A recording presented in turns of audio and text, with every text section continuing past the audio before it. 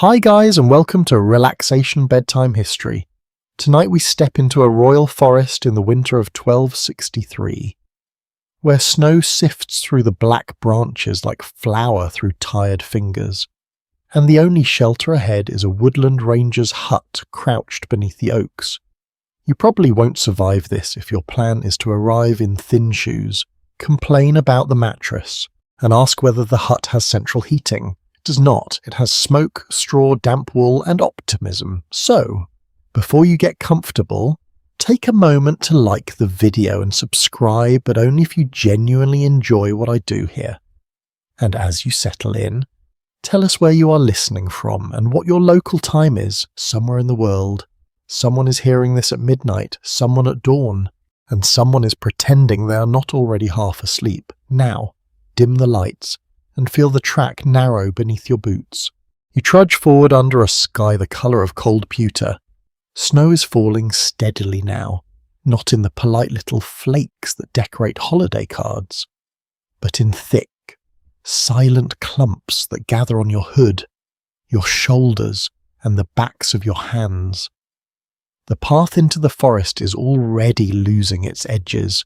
Grass, mud, old leaves, cart ruts, all of it softens into one pale sheet. Each step gives a wet crunch, then a small sigh, as if the ground itself is tired of being walked on. Around you rises the royal forest, not merely a pretty collection of trees. No, nothing so innocent. In 13th century England, a royal forest is a legal creature as much as a natural one. It may contain villages, fields, roads, mills, streams, charcoal burners, swineherds, and poor souls trying to gather firewood without attracting official attention. But it is called a forest because the king's rights reach across it like invisible frost. The deer matter, the timber matters, the hunt matters, your comfort, unfortunately, appears somewhat lower on the list. The year is 1263 and England is uneasy. King Henry III sits on the throne, though not everyone is especially thrilled about how things are going. Nobles argue, royal authority trembles, and the air of the kingdom carries the faint metallic taste of trouble. You do not know all the politics, not out here in the trees, you only know the law. Law travels even into snow, and that a ranger's hut can feel like the last small bead of warmth on a very long string. The trees crowd close. Oak trunks stand massive and dark, their bark ridged like old hands. Beech branches lift pale limbs into the storm.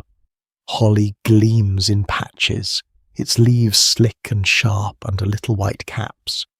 Somewhere off to your left, a branch bends beneath snow until it releases with a soft thump. The sound is harmless, probably still. You pause. In this forest, things happen out of sight. Deer move like shadows, men do too. Your breath comes in white clouds. It smells faintly of ale from the last village, smoke from distant cottages, and your own wool cloak, which has absorbed every damp odour available to medieval life. Wet sheep, cold mud, old hearth, human determination. A modern washing machine would take one look at this cloak and quietly resign. Ahead, through the weave of falling snow, you see the hut. It's not large. Let us be honest, it is barely a building by modern standards. It squats beside a slight rise, where the land lifts just enough to keep the worst of the meltwater from pooling under the floor. A low roof, heavy with thatch and snow, leans over wattle and timber walls. Smoke seeps from a hole near the roofline rather than climbing proudly from a chimney. It drifts sideways in the wind, blue-grey and thin, smelling of damp wood, ash, and the promise of not freezing immediately. There is no glass in the small shuttered opening. Glass is expensive, and this is not a Lord Solar. This is a working hut, meant for a man whose duty is to watch paths, listen for axes, note strangers, and keep an eye on the king's deer. The door is low enough that you will have to bow your head to enter. Which is thoughtful of the building, really. It forces humility before it lets you have shelter. Near the door, A bundle of sticks lies under a hide cover. A few split logs are stacked with the care of someone who knows exactly how long a snowstorm can last and exactly how foolish it is to burn too much before midnight. Beside them, half buried already, stands a post with a notch carved into it, marking perhaps a boundary, perhaps a warning, perhaps both, in royal forests. Boundaries are not suggestions, they are lines that can cost a person dearly. A mainstream fact settles quietly around you as you approach. Medieval royal forests were governed by special forest law, separate from common law, protecting the king's venison and vert. Venison meant the animals of the chase, especially deer. Vert meant the greenery they depended on, the trees and undergrowth. It sounds tidy when spoken in a classroom. Out here, with snow sliding into your boots, it means that cutting a branch, trapping a hare, or wandering with the wrong tool might become a serious matter. The forest is beautiful, yes, but it is also watching. A crow flaps from a branch overhead and complains once into the storm. The sound is rough, almost offended. You feel a little judged, which seems fair. You are a soft visitor from another age, carrying expectations no 13th century ranger could understand. You believe in pillows with cases, weather forecasts, and the right to be mildly annoyed by poor Wi-Fi. The ranger believes in dry tinder. Sharp ears, not angering officials with seals. The hut's door opens before you knock. A man stands within the dimness. He is not old, though the weather has tried its best to make him look that way. His face is lined by cold, smoke, and squinting into distances. His hood is dark with damp. A belt gathers his tunic, and from it hang a knife, a small horn, and a pouch stiffened by frost. Behind him, firelight flickers low. You see the glow catch on suspended smoke, turning the interior golden and grey at once. He looks you over, slowly, not rudely exactly, but with the calm suspicion of someone whose job is largely made of noticing problems before they become official disasters. You explain, in whatever careful version of Middle English your sleepy imagination can provide, that the storm has caught you on the track. You seek shelter for the night. You do not intend to cut timber, haste deer, set snares, or overthrow royal government before breakfast. Best to be clear. The ranger sniffs, either at you or the weather, perhaps both, behind him. Warmth breathes out through the doorway. It is not the cosy warmth of a modern room. It is lopsided, smoky, and imperfect, but it touches your face like mercy. The smell inside is thick wood smoke, old straw, leather, onions, damp wool, dog, and something bubbling faintly in an iron pot. Your stomach remembers it has opinions. A quirky little detail about this world: some medieval people believe that certain charms, spoken over threshold or scratched near doorways, could help guard a building from thieves, storms, or wandering ill luck.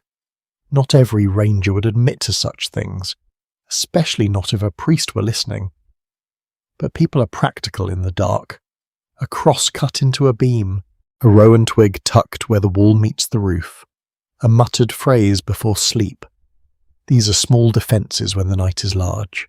You notice marks near the doorframe. Maybe they are tool cuts. Maybe they are symbols. Maybe they are just the work of bored hands during long watches. Scholars continue to debate how often such marks were truly meant as protection, how often they were decorative, and how often later eyes have read magic into ordinary scratches. Still, as snow gathers behind you and the forest disappears into whiteness, you find that ordinary scratches can feel very protective indeed.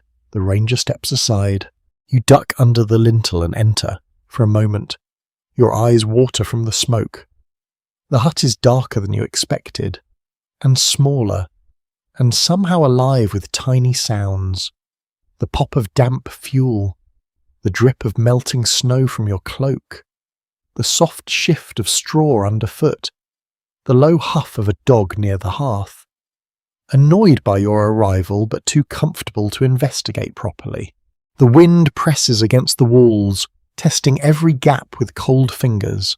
Inside, the world tightens. The forest does not vanish, but it becomes something held beyond wood and mud and woven wall.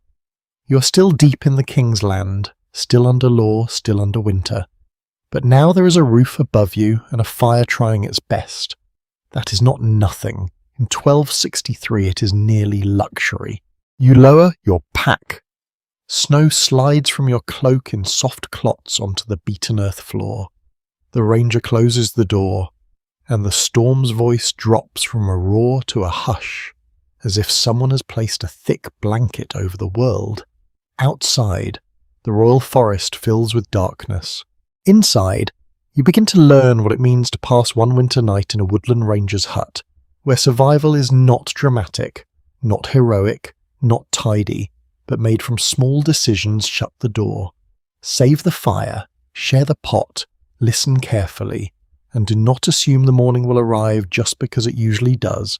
The door settles into its frame with a tired wooden groan, and the hut receives you the way a clenched hand receives a coin, not warmly, exactly, but securely. The air inside is thick enough to taste. Smoke curls beneath the roof beams in a slow grey layer, stinging your eyes at first, then becoming part of the room, part of your breathing, part of the strange agreement everyone here has made with fire. You stand near the threshold, letting snow fall from your cloak onto the packed earth floor. The droplets darken the ground in little star-shaped marks. Your boots leave prints full of slush, and you feel the ranger's eyes follow them. Not because he's offended by mud.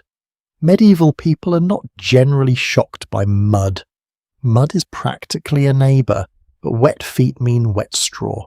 Wet straw means chill, and chill means everyone sleeps badly. Even in the 13th century, nobody wants a guest who turns the floor into a marsh and then snores. The hut is built of materials that belong completely to this place. Split oak posts stand at the corners, darkened by age and smoke between them. Woven hazel rods make a rough lattice, plastered over with daub, a mixture of clay, straw, dung, and whatever else makes a wall when your hardware store is a forest and a patient cow. It is not glamorous, it is clever. The daub holds back the wind, mostly. The woven frame flexes a little with weather. The roof sits low, thick with thatch, and under the thatch are rafters blackened by years of smoke that has failed to escape politely.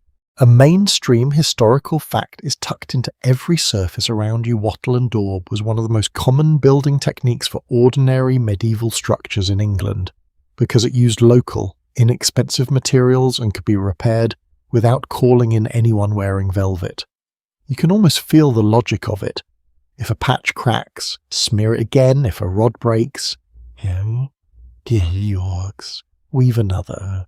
If the roof leaks, sigh deeply. Climb up when the weather improves and do what you can. The ranger points to a peg near the wall. You unfasten your cloak with stiff fingers and hang it there. It slumps heavily, shedding meltwater in a slow rhythm. Drip, drip, drip. The sound joins the hut's small music fire tick. Dog sigh, pot bubble, wind moan, straw rustle. The storm outside has become less a thing you see, and more a pressure around the walls. It leans in, the hut leans back. You duck again, though you are already inside. The ceiling encourages caution. A tall person from the modern world might spend one night here, and leave with new respect for both medieval spines and medieval profanity. Though we are keeping things gentle. The ranger moves easily in the low room, bending without thinking. He has learned the hut's shape the way one learns an old coat, where it catches, where it warms, where it smells faintly wrong after rain. There is one main room. That is generous language. It is more a single pocket of human use carved out of winter. Near the centre sits the hearth, not raised in a handsome fireplace, but set into the floor with stones around it. Above it hangs a pot from an iron hook fixed to a simple wooden crane. The fire burns low, red at the heart, yellow where it licks fresh sticks. Smoke rises, hesitates, and wanders toward the roof opening. Some escapes, some decides to stay and become everyone's problem. Your eyes water again. The ranger notices and gives the smallest possible smile. It is not unkind, it says, "Yes, welcome to shelter. Shelter has opinions." He gestures toward a bench made from a split log. You sit. The wood is hard, polished by use, and cold through your damp clothes. Still. Sitting feels luxurious after the track. Your knees hum with relief. Your shoulders lower. You become aware of your hands, red and clumsy from the cold, and you hold them toward the fire at a careful distance. Too close, and the skin prickles painfully. Too far, and nothing happens. Medieval warmth, you realize, is not a switch, it is a negotiation. The ranger takes a bundle of dried bracken and shakes it lightly near the doorway before laying it in a corner. He is managing mess, bedding, kindling, insulation, possibly all at once. Nothing in this hut has only one purpose. A stool may be a table, a cloak may be bedding, a horn may call help, warn trouble, or announce that someone official is about to ruin your morning. Even silence is useful if you know how to listen to it. A small shutter covers the hut's only window hole. It is fastened from within with a wooden peg.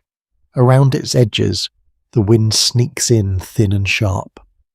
The ranger has stuffed moss and scraps of cloth into some gaps, but the cold still finds its way through. It always does.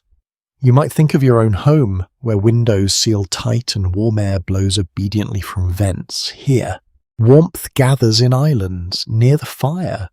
Your face glows while your back freezes. Turn around, and your back thanks you while your nose complains. Fair is fair. Above you, the thatch rustles, not dramatically, just enough to remind you that the roof is a living arrangement with gravity. It smells of straw, old rain, bird dust, smoke, and time, somewhere within it. A tiny creature shifts, mouse, beetle, perhaps a sleepy sparrow tucked under the eaves. You decide not to investigate. The creature is paying no rent, but then again neither are you. A quirky tidbit, whispered by the room itself, is that some medieval builders tucked old shoes, bones, or odd little objects into walls or roofs, possibly for luck, protection, or reasons now lost in the fog. Not every hut had such secrets. Of course, and this one may hold nothing stranger than soot and mice, but when you look at the dark spaces between rafters, it's easy to imagine some small charm hidden there, waiting through winters no one wrote down. Researchers still disagree about whether these concealed objects were mainly magical protections, casual deposits, or later accidents of building repair. The debate is rather comforting in its own way. Even experts, with gloves and notebooks and bright lamps, can peer into an old wall and wonder what someone meant. You, sitting half frozen on a log bench, can only wonder more quietly. The ranger kneels by a chest against the far wall. It is a plain box with iron straps and a lock that looks sturdy enough to discourage the lazy and annoy the determined. He opens it and removes a folded blanket, brown and coarse. It might once have been softer. It has lived a life. He tosses it toward you with the solemn generosity of a man sharing wealth. You catch it, and the wool scratches your fingers. It smells of smoke, lanolin, damp, and dog. Because luxury is a spectrum, you wrap it around your shoulders, almost immediately. It helps. Not perfectly, nothing here is perfect. But the wool traps a little body heat and gives you the beautiful illusion that you are not simply a warm-blood animal in a drafty shed during a snowstorm. Against one wall are bundles of tools and supplies, a small axe, a billhook with a curved blade, a bow unstrung and hung high to keep it dry, a few arrows in a leather case, coils of cord, a wooden bowl, a clay jug stopped with cloth, a stack of flat oat cakes wrapped in linen.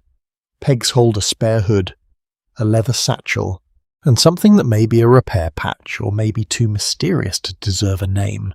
There is order here, but not tidiness as a modern mind imagines it. The hut is organised by need. Dry things high, heavy things low, food away from mice, at least in theory, tools within reach, firewood close enough to feed the hearth without opening the door every 5 minutes, because opening the door is basically inviting winter in for a chat. You notice the floor is not bare everywhere. Rushes, straw, and bracken have been scattered in places where people stand or sleep. They soften the earth, soak up moisture, and hold a little warmth. They also hold smells, old smoke, old feet, old dinners. The medieval nose must be a sturdy instrument. Yours is learning, reluctantly. Each breath becomes less shocking. The hut's odours separate into layers, and then blend again into something almost comforting. The ranger uses a stick to stir the pot. Steam rises, carrying the scent of onions, peas, maybe barley, and a faint smoky bitterness from the fire. Your stomach gives a quiet, undignified answer. The dog lifts its head, judges your hunger, and lowers it again. Outside, the wind presses snow against the door. You hear it hiss along the threshold. The ranger crosses the room and pushes a rolled strip of old cloth into the gap. The hissing softens. He does not explain. There is no need. Every action here is a sentence in the language of survival. You begin to understand the hut not as a poor version of a house, but as a tool. It is shaped for watching, waiting, warming, and enduring. Its rough threshold marks the difference between being exposed and being held. On one side is the royal forest, vast, legal, cold, and full of unseen movement. On the other side is smoke, scratchy wool, hard seating a suspicious dog, and a man who knows which gaps matter. You shift closer to the fire, careful not to block the ranger's path. Your boots steam faintly. Your cloak drips more slowly now. The numbness in your toes loosens into pins and needles, which is unpleasant, but promising. The storm mutters beyond the walls. The roof sighs under snow. The hut has accepted you for the night, at least provisionally, and as the ranger lowers himself onto a stool across the hearth, his face half hidden by smoke and firelight, you sense that warmth here is more than temperature. It is permission. It is being allowed inside. It is the door barred behind you while the forest keeps its long, white watch. The ranger sits with his knees angled toward the hearth, and the fire paints his face in shifting copper. He has the stillness of a person who spends long hours noticing small things. You, by contrast, are busy noticing that your left boot is wetter than your right, your blanket scratches your neck, and the smoke has chosen one eye as its favourite victim. Medieval life is humbling in this way. Life. It does not ask whether you are ready to learn, it simply begins the lesson. The hearth rests between you like a low-red heart. It is not a roaring blaze. A roaring blaze would be wasteful. And wastefulness in a snowstorm is just another form of foolishness wearing a cheerful hat. The ranger feeds the fire in measured offerings a twig, a split stick, a thumb-thick length of oak. Each piece catches slowly, hissing as hidden damp turns to steam. The flames lean, brighten, shrink, then settle. Heat touches your palms and the cheeks, while the air behind your shoulders remains cold enough to feel personal. You stretch your hands toward the fire, fingers spread, and the ranger shakes his head once, not too close. He demonstrates by holding his own hands near the warmth, then turning them, then pulling them back. Cold skin can burn before it knows it is being burned. You copy him. Already, you're being trained by the hut. Sit low, move carefully, waste nothing. Do not trust comfort too quickly. Above the fire, the pot gives a soft, thick bubble. The smell of peas and onions deepens. Smoke gathers under the roof and slips through the thatch hole in reluctant streams. Firelight catches the daubed walls, revealing fingerprints hardened into the plaster. Someone pressed those walls into place months or years ago, perhaps laughing, perhaps cursing the weather, perhaps thinking only of supper. Now their hand marks hold back the storm for you. Outside, the Royal Forest is no longer a place of trunks and tracks. It is an unseen authority pressing around the hut. You feel it in the ranger's habits, his glance toward the door when wind moves it, his hand resting near the horn at his belt, his careful pause whenever a sound rises beyond the walls. This is not merely a man sheltering in Woodland. This is an officer, even if his office smells strongly of damp jadib. Forest law, in your own age, might sound like a charming old phrase from a museum label. Here, it is sharper. The king's deer are protected, but so are the trees that feed and shelter them. The rights of local people to gather fallen wood, pasture pigs, cut turf, or graze animals can be tangled in custom and permission. The word forest does not simply mean thick woodland. It means a jurisdiction, a zone where special rules follow you beneath the branches. In 1263, those rules matter. A poor villager may need wood to keep children warm. A royal officer may be required to stop illegal cutting. Between need and law, winter walks quietly. The ranger reaches for a small board and a wax tablet, then scratches a mark with a stylus. Perhaps he is noting your arrival. Perhaps he's counting patrols, deer sightings, damaged fences, suspicious tracks, or owed duties. You cannot read the marks in the dimness, but the action surprises you. The forest may be wild, but the administration is not. Medieval government loves records more than one might expect. Rolls, accounts, pleas, writs, tallies, seals, all flowing like ink under the grand events of kings and battles. Even here, in a hut with mice in the thatch, someone is keeping track. One mainstream fact settles with the scratching sound. Royal forests were managed through officials such as foresters, verderers, regarders, adjusters, and others whose duties involved courts, inspections, grazing rights, and protection of royal game and woodland. Not every ranger is a grand official, and titles vary by place, but the system behind him is very real. It has courts, it has fines, it has memory. A branch cut without right can become more than a branch. A deer taken in hunger can become a case. You might ask, very reasonably, whether the king really needs all these deer. Does one man, even a crowned one, require entire landscapes arranged for hunting? The answer is not really about dinner. Royal hunting is power made visible. It is land, privilege, ceremony, masculinity, status, and entertainment wrapped in fur and antler.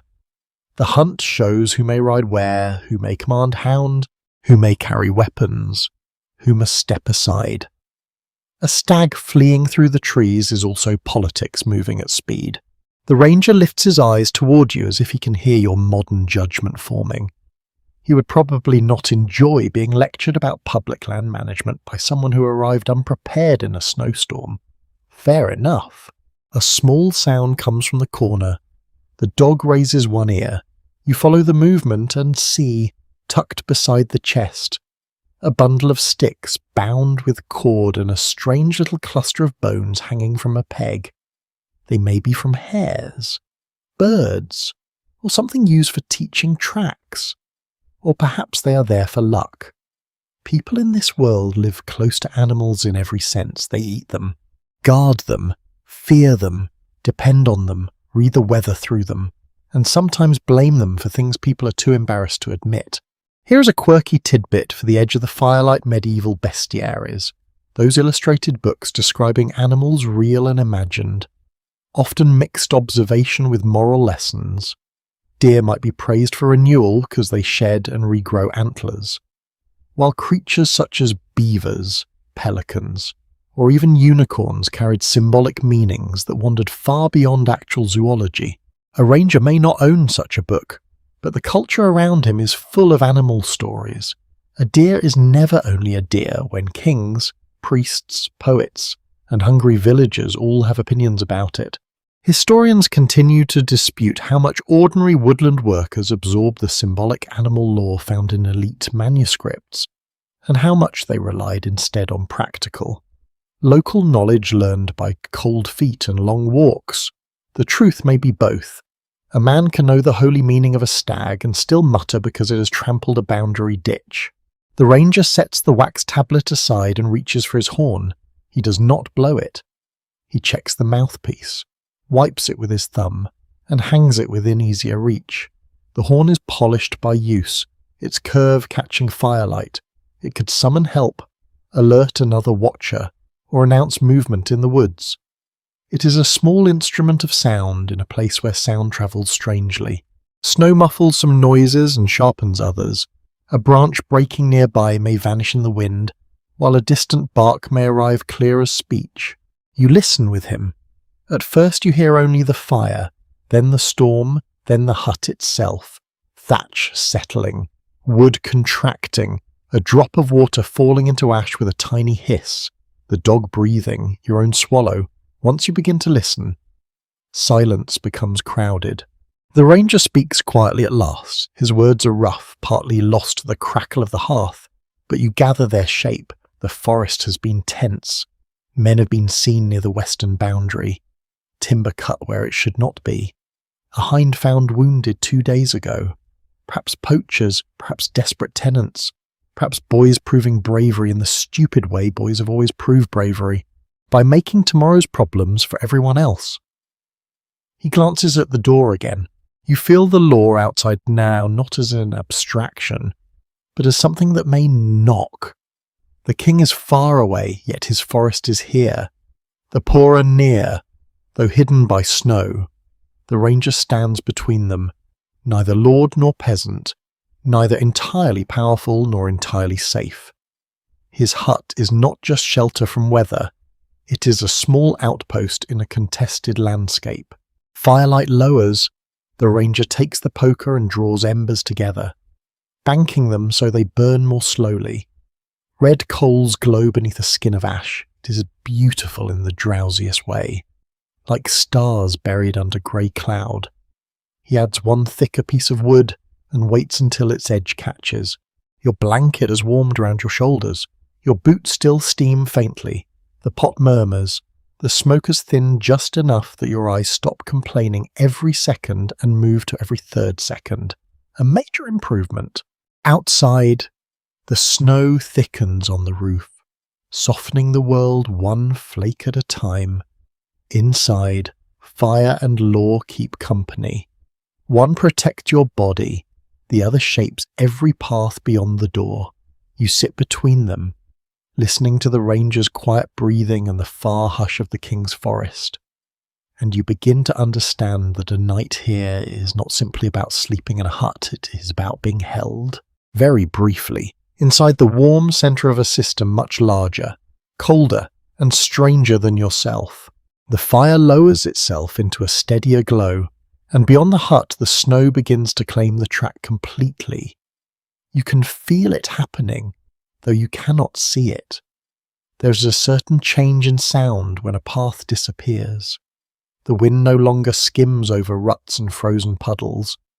It glides across a softening surface, smoothing every human intention into one pale silence. Roads, footways, hoofprints, cart marks, all those useful little declarations that people have passed this way and meant to return, are being folded away beneath the storm. You sit with the blanket around your shoulders and listen. The door creaks once as a gust pushes against it, then settles. The ranger turns his head toward the sound but does not rise. He knows the difference between wind and a hand on the latch. At least, you hope he does. You're still learning the difference between a dangerous noise and a medieval building having an opinion. The hut feels smaller now that leaving is no longer a sensible idea. Earlier, the door was an entrance. Now it is a boundary between possible survival and very poor decision-making. You imagine opening it and stepping outside, trying to find the road back to the village. At first, there would be the faint memory of the track beneath your boots, then a drift, then a fallen branch, then one wrong turn between identical trees, then the forest would gently and permanently remove your confidence. Nature does not need to be dramatic. It can defeat you with sameness. The ranger seems to read the thought on your face. He makes a small motion with his fingers, meaning no, not tonight. You're not going anywhere. It is almost comforting, being forbidden to do something foolish before you can pretend you are considering it responsibly. In 13th century England, most rural travel depends on daylight, memory, landmarks, and local knowledge. A track through Woodland is not a modern road with reflective signs and a cheerful blue dot telling you that you have missed your turn. It is a lived line, held in the minds and feet of people who use it. A certain oak, a bank, a stream crossing, a patch where the mud grips the wheels. A rise where you can see the church tower if the air is clear. Snow erases these. Snow is beautiful, yes, but it is also an editor with very little respect for plot. You picture the route behind you, the place where the brambles leaned over the ditch, the fork near the hollow, the little shrine nailed to a tree, if shrine it was, with its strip of cloth stiff in the wind. Are these still visible? Perhaps not. Perhaps each is now only a lump beneath whole white. The ranger rises after a while and takes a tallow dip from a shelf. He does not light it. Candles are not casual things here. Even poor tallow, smoky and prone to stink, is a resource. Firelight is free only if you have fuel, and fuel is labour stacked in advance. You begin to appreciate darkness as people here do, not merely as the absence of light, but as something to be managed economically. There is no flipping a switch because you feel a little gloomy. Gloom is included with the season. The storm taps small grains of ice against the shutter. Tick, tick, tick. Then comes a quieter fall, thick flakes landing softly against wood. The pattern changes from sharp to muffled, as if the weather is drawing closer and pulling a hood over its face. The ranger crosses to the shutter and lifts the peg a finger's width, just enough to look out. Cold enters instantly. It slides across the floor and under your blanket like a rude guest. You catch only a glimpse past his shoulder-white movement. Black trunks, a world without distance. The ranger closes the shutter at once and presses the peg back into place. His expression is flat, not frightened, not surprised, just informed. He mutters that the track is filling. No one needs to say what that means. If someone is outside, they will be slow. If someone should be outside, they may not arrive. If danger is outside, it can approach quietly. If help is outside, it's equally inconvenient. One reliable piece of history, though it rarely gets a heroic statue, is that medieval winter mobility could become severely limited by weather, especially on minor roads and forest tracks. Royal messengers, merchants, pilgrims, priests, officials, and labourers all moved through the landscape. But snow, flood, mud, and darkness could stop plans with absolute confidence. The medieval world was not motionless, not at all, but movement had to bargain with seasons in a way modern life often forgets until the airport closes and everyone becomes philosophical near a vending machine. The dog near the hearth finally decides your existence is worth a second inspection. It rises, stretches with a luxurious groan, and pads toward you. His coat smells powerfully of wet fur, smoke, and woodland adventures best left undescribed. It sniffs your boot, then your knee, then the blanket that is not truly yours. Apparently satisfied that you are neither edible nor immediately useful, it leans against your shin with the full weight of a creature who has discovered a new source of warmth. You do not object. In this hut, a dog is a blanket with opinions. Outside, somewhere far off, a branch cracks. The sound carries through the snow as a dull wooden pop. The dog lifts its head. The ranger stops moving.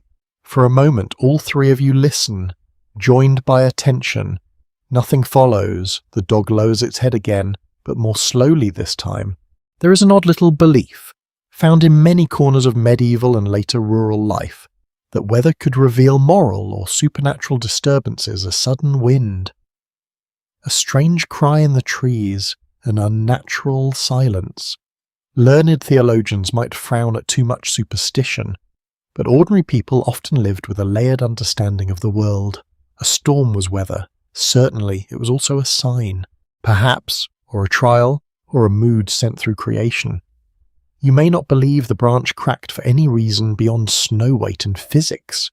Still, in the hut's red light, you understand why someone might cross themselves. Experts have long disagreed about how sharply medieval villagers separated practical weather knowledge from religious or magical interpretation. Some evidence shows a very pragmatic approach, full of seasonal observation and hard-won experience. Other evidence suggests charms, prayers, omens, and saints' days shaped how people understood the same sky, sitting here. You suspect no one bothered separating them neatly. If prayer, experience, and a well-latched shutter all help you survive the night, why choose only one? The ranger returns to the hearth and reaches for a small bundle of split kindling. He counts the pieces with his thumb before adding one. You notice this now, the arithmetic of warmth. He is not merely feeding the fire, he is measuring the hours left before dawn. Each stick is time, each coal is a promise that may or may not keep. Your own sense of time has begun to loosen. The world outside has no visible moon, no stars, no road. Inside, the fire gives the only clock that matters. Flame rising, flame falling, pot bubbling, ash gathering, wind returning. The hut does not encourage urgency. It teaches endurance in slow repetitions. You think of the deer somewhere beyond the walls. Red deer, fallow deer, roe deer, moving through cover, bedding down in sheltered places, brushing snow from leaves with their muzzles. The king's animals, in law, but not in their own minds. A stag does not pause beneath an oak and think, "Ah yes, I am a royal asset." It thinks of cold, scent, hunger, danger, much like you, honestly, except with better night vision and no blanket that smells faintly of dog. Hoof prints made at dusk are already filling. Human footprints too. Any path taken earlier is being erased behind the traveller. The forest is becoming a page rewritten by weather. By morning, only fresh marks will matter. The ranger listens again. You listen with him. The storm's voice has deepened into a steady, enclosing hush. It presses snow against the threshold, lowers the thatch, softens the branches, hides the track, and makes the hut feel like a floating ember in a white sea. You pull the coarse blanket higher. The dog's warmth seeps through your damp hose. Smoke drifts in the rafters. The ranger's face, half in shadow, turns toward the door once more. No one says it aloud, but the thought settles over the room with the snow. Whatever comes tonight will have to find this hut by memory, luck or need, and whatever leaves it before dawn will have to do the same. The pot over the hearth begins to speak more confidently. Thick bubbles rising and breaking with soft, comfortable sounds.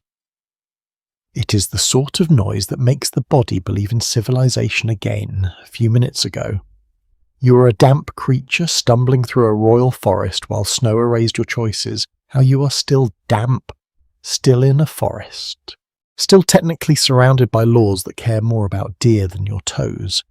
But there is supper nearby, and that changes the philosophy of the evening considerably. The ranger takes a wooden spoon from a peg and stirs the pot with slow circles. Steam rolls upward, carrying the deep smell of peas, onions, barley, and smoke. There may be a little bacon fat in it, or perhaps your imagination is trying to improve the menu. The scent is plain, savoury, and honest. It does not sparkle. It does not arrive with garnish. It simply tells your stomach that something warm has survived the day and is willing to meet you. He lifts the pot from its hook with a folded scrap of cloth, careful of the hot iron, and sets it on a flat stone near the hearth. From a shelf he takes 2 bowls, one wooden, one earthenware with a chipped rim. You receive the wooden one, which feels like an honour until you notice the dog watching it with deep personal interest. The ranger ladles in a portion of pottage so thick it barely settles. It steams against your face, and for a moment your whole world becomes that humble rising warmth. Pottage is not glamorous, but glamour is not what keeps people alive in January. In medieval England, pottage was a daily foundation for many households, made from grains, legumes, vegetables, herbs, and whatever bits of meat or fat might be available. It could be thin or thick, poor or rich, dull or delicious. Depending on season, purse, and luck, tonight it is thick enough to cling to the spoon, and you are grateful with the full sincerity of someone whose socks are not yet dry. You blow on the first spoonful, not too long, because hunger is persuasive. The taste is earthy and smoky. Peas have softened almost into paste. Barley gives a gentle chew. Onion sweetness lingers. There is grit too. Because medieval food does not always believe in smoothness, and your teeth discover a tiny bit of ash or sand with diplomatic restraint, still warmth slides down into your chest, and your shoulders loosen another notch. The ranger eats without ceremony. He does not waste breath praising the meal, which is probably how you know he likes it. He tears a piece from a round of coarse bread and hands you the smaller half. The crust is hard, the inside dense and slightly sour. It has the grainy roughness of flour that has not been pampered into whiteness. You dip it into the pottage and it softens at once, becoming heavy and fragrant. This is bread with work in it. Field work, mill work, oven work, jaw work. Every bite has a small biography. On the floor near the wall sits a covered jug. The ranger unstoppers it and pours ale into a small cup. The ale is weak, cloudy, and safer than many sources of water, though not magically pure in the way some modern myths like to imagine. People did drink water when it was available and trusted, but ale was common, nourishing, and familiar. This cup tastes faintly sour, a little yeasty, not unpleasant. It is not the sort of drink that would inspire a fashionable tasting note. It is more the sort that says, "Here, have calories and stop shivering." A lesser-known detail worth savouring with your bread is that medieval cooks often used herbs and greens we might now call weeds Alexanders.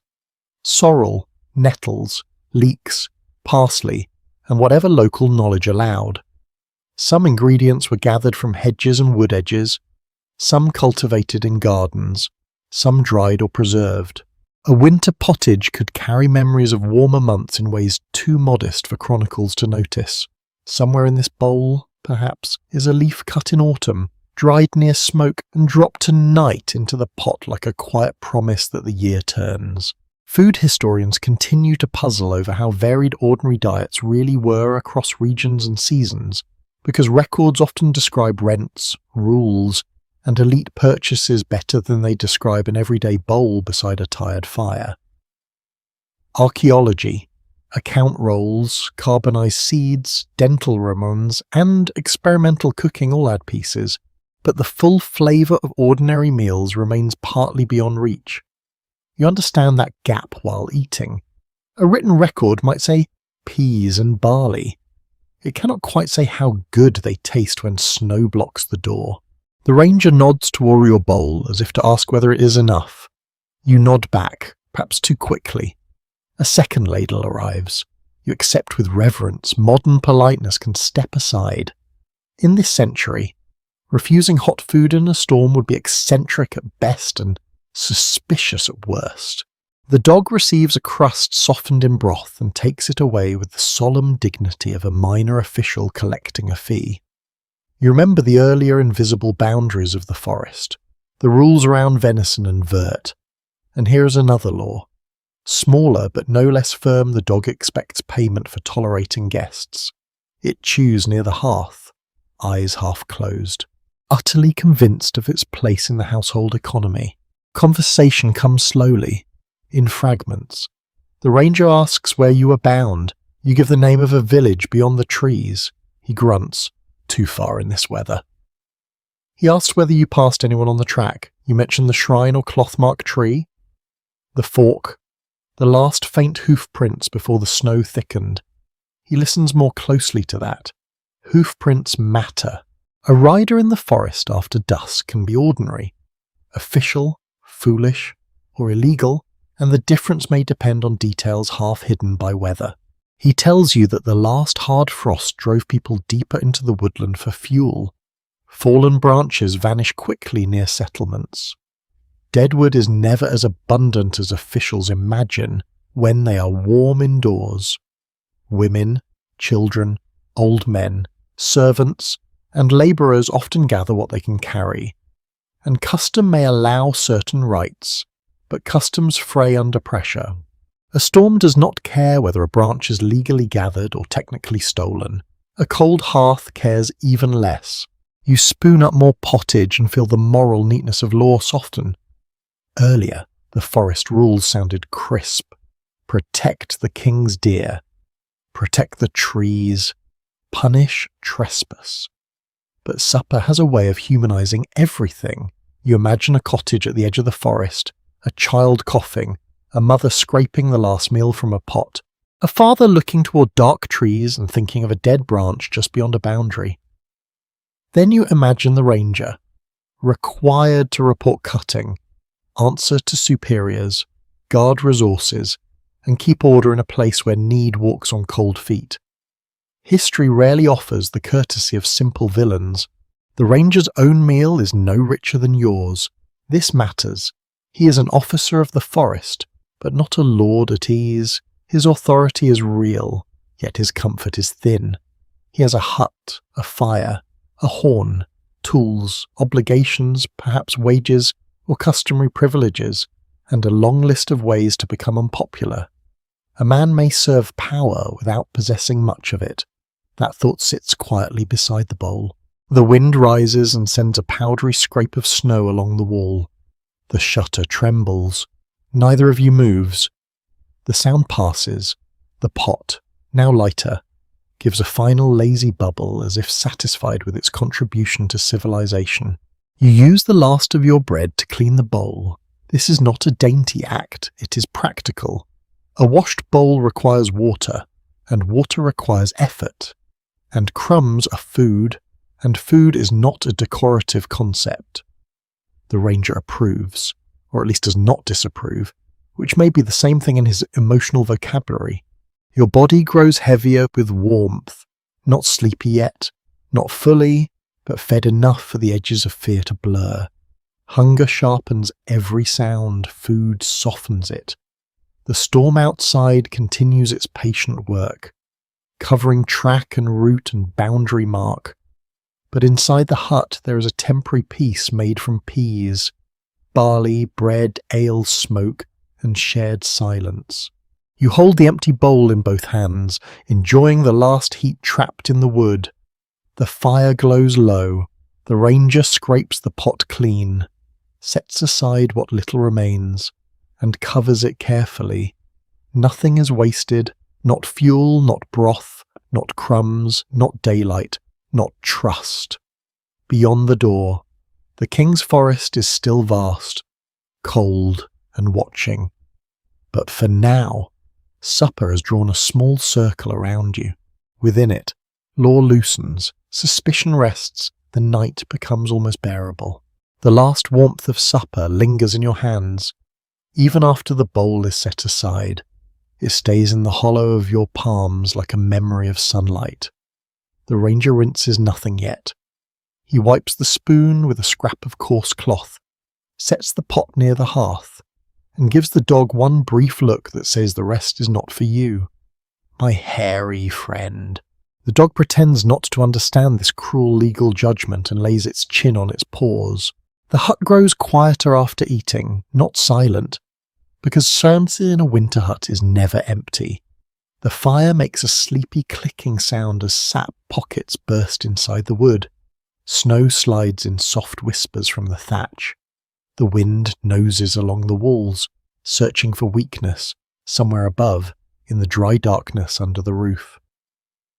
A mouse resumes its tiny private errands.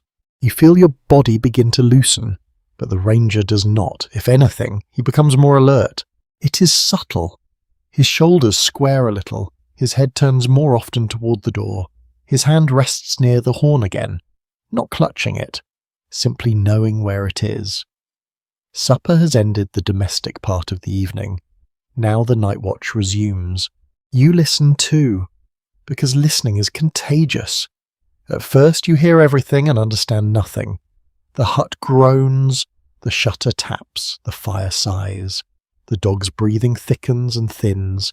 Outside, the forest gives a long creak, a branch bending under the burden of snow. You wait for the crack that might follow. It does not come. The branch holds, for now. The ranger lifts one finger. You freeze. There it is. A faint sound beyond the hut, not loud enough to be clear. A muffled snap, perhaps, or a step or snow dropping from a limb. Your mind, helpfully unhelpful, offers several possibilities at once. Deer, man, fox, fallings branch, ghostly monk. The last one is unlikely, but medieval darkness has a way of expanding the menu.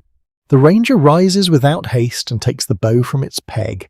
It is not strung, and he does not string it. That would be too much for a sound not yet worth naming.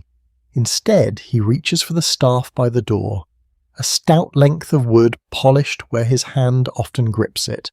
He moves towards the shutter, careful not to cross directly in front of the fire and throw his shadow too boldly across the cracks. He remains seated, which feels both cowardly and sensible. These are often the same thing in a snowstorm. He eases the shutter open a thumb's width. The hut inhales cold. Snowlight enters, pale and shifting. He looks out for several breaths, then closes it again. His mouth is set. Nothing seen is not the same as nothing there. In royal forests, poaching was not merely a romantic adventure with green hats and cheerful songs. People hunted illegally for many reasons: hunger, profit, defiance, sport, feud, or because game belonged to power and power invited resentment. Deer could be valuable meat, hide, and status, and taking one in a protected forest could bring serious penalties. The severity changed over time and place, and by the 13th century some earlier harsh punishments had been reduced. But forest offences still mattered deeply. A deer killed in the King's Preserve was not just an animal taken, it was an order challenged. The ranger bends near the door and listens at the lower crack where cold air slips in. You notice how low he places himself. Sound travels oddly through snow and underbrush. A person standing tall might hear wind. A person crouched close to the threshold might catch the crunch of a foot or the scrape of a branch dragged over frozen ground. You think of the track outside, now filling deeper. A poacher would not move easily tonight, but perhaps that is exactly why someone might try. Snow hides old trails, wind covers scent. Officials may stay indoors. Desperation can make bad weather look like opportunity. That sentence feels a little too modern and a little too true. An odd scrap from medieval life drifts into this moment. Some hunters and poachers use simple tricks to disguise movement, including walking in streams when they could, wrapping feet, or choosing hard ground to leave fewer marks. Later folklore even tells of reversed shoes to confuse trackers, though how common such tactics were in practice is uncertain. You can imagine some cold, clever soul beyond the hut, thinking not of legend but of meat, money, and not being caught before dawn. Specialists still differ on whether illegal hunting in royal forests should be understood mostly as criminal theft, social protest, survival strategy, or part of a broader rural economy that blurred legal and illegal use. The answer probably shifts with each person in the trees. A lord's servant taking deer for a feast is not the same as a hungry cottager snaring what he can, though the law may not always pause for moral nuance. It rarely does when when everyone is cold. The ranger returns to the hearth but does not sit. He looks at you, then at the fire, then at the horn. His meaning is simple: stay still, keep quiet. You nod. You are suddenly very aware of your breathing. It seems loud. Your stomach, recently blessed with pottage, chooses this moment to produce a tiny gurgle of commentary. You press a hand to it, as if that has ever helped anyone in history. The dog lifts its head again. This time it does not settle. Its ears tilt forward, and a low rumble gathers in its chest. Not a full growl, not yet, more an opinion forming. The ranger murmurs the dog's name. The animal quiets, though its eyes stay fixed on the door. Outside, another sound, slightly clearer, a soft crunch, then a pause, snow under weight. Perhaps your heart gives a foolish little leap. You tell yourself it is a deer. Deer live here. Deer walk. Deer do not respect your need for emotional stability. But the ranger's face remains too still. He takes the horn from its peg and holds it in his left hand with his right. He lifts the latch bar from the door and resets it more firmly. The wood drops into place with a low thunk. The hut feels smaller, safer, and more trap-like all at once. You wonder what would happen if someone knocked. Does forest law ask questions before hospitality? Does hospitality open the door before suspicion? In a storm like this, leaving a traveller outside can be a death sentence. Opening to the wrong traveller can invite danger. Medieval morality often praises hospitality, especially in harsh weather. Yet a ranger's duty is to guard, report, and suspect. Tonight, mercy and caution sit on the same narrow bench, neither willing to move over. The ranger whispers that men sometimes come for deer when weather turns. Not many, not always, but sometimes. You look toward the pot, the blanket, the dog, the low roof, all these small signs of survival. Then you imagine someone outside with numb fingers carrying a bow beneath a cloak, or perhaps a snare, or perhaps nothing more criminal than hunger and bad timing. It becomes difficult to keep the categories neat. Another creak comes from the trees, then a soft thudding fall. Snow dropping from a branch. The dog's ears ease by a fraction. The ranger waits. He counts silently, perhaps to 10, perhaps to 100. The wind shifts, and the hut is wrapped again in a steady hiss. No footstep follows. He does not relax quickly. People who survive in forest do not spend calm cheaply. He waits until the pattern of night becomes ordinary again, until the fire's small sounds return to the front of your hearing, until even the dog gives up and lowers its head with a disgruntled sigh. At last. The ranger sets the horn down beside him. Not back on the peg. Closer now, just in case. You breathe out slowly. The hut seems to breathe with you.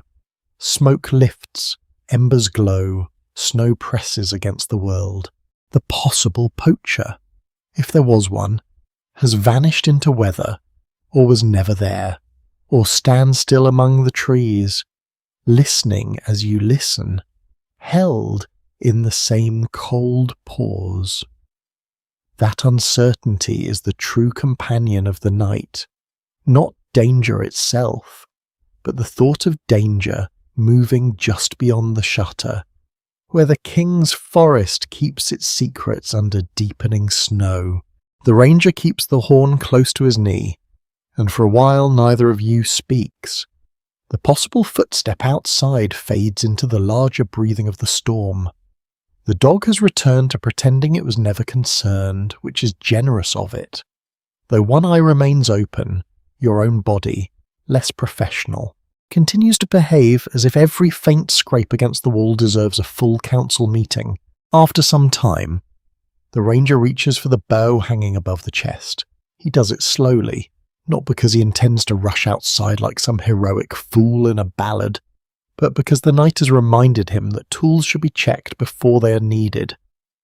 This is sensible in any century, although in your own age it usually means charging your phone and knowing where the flashlight is.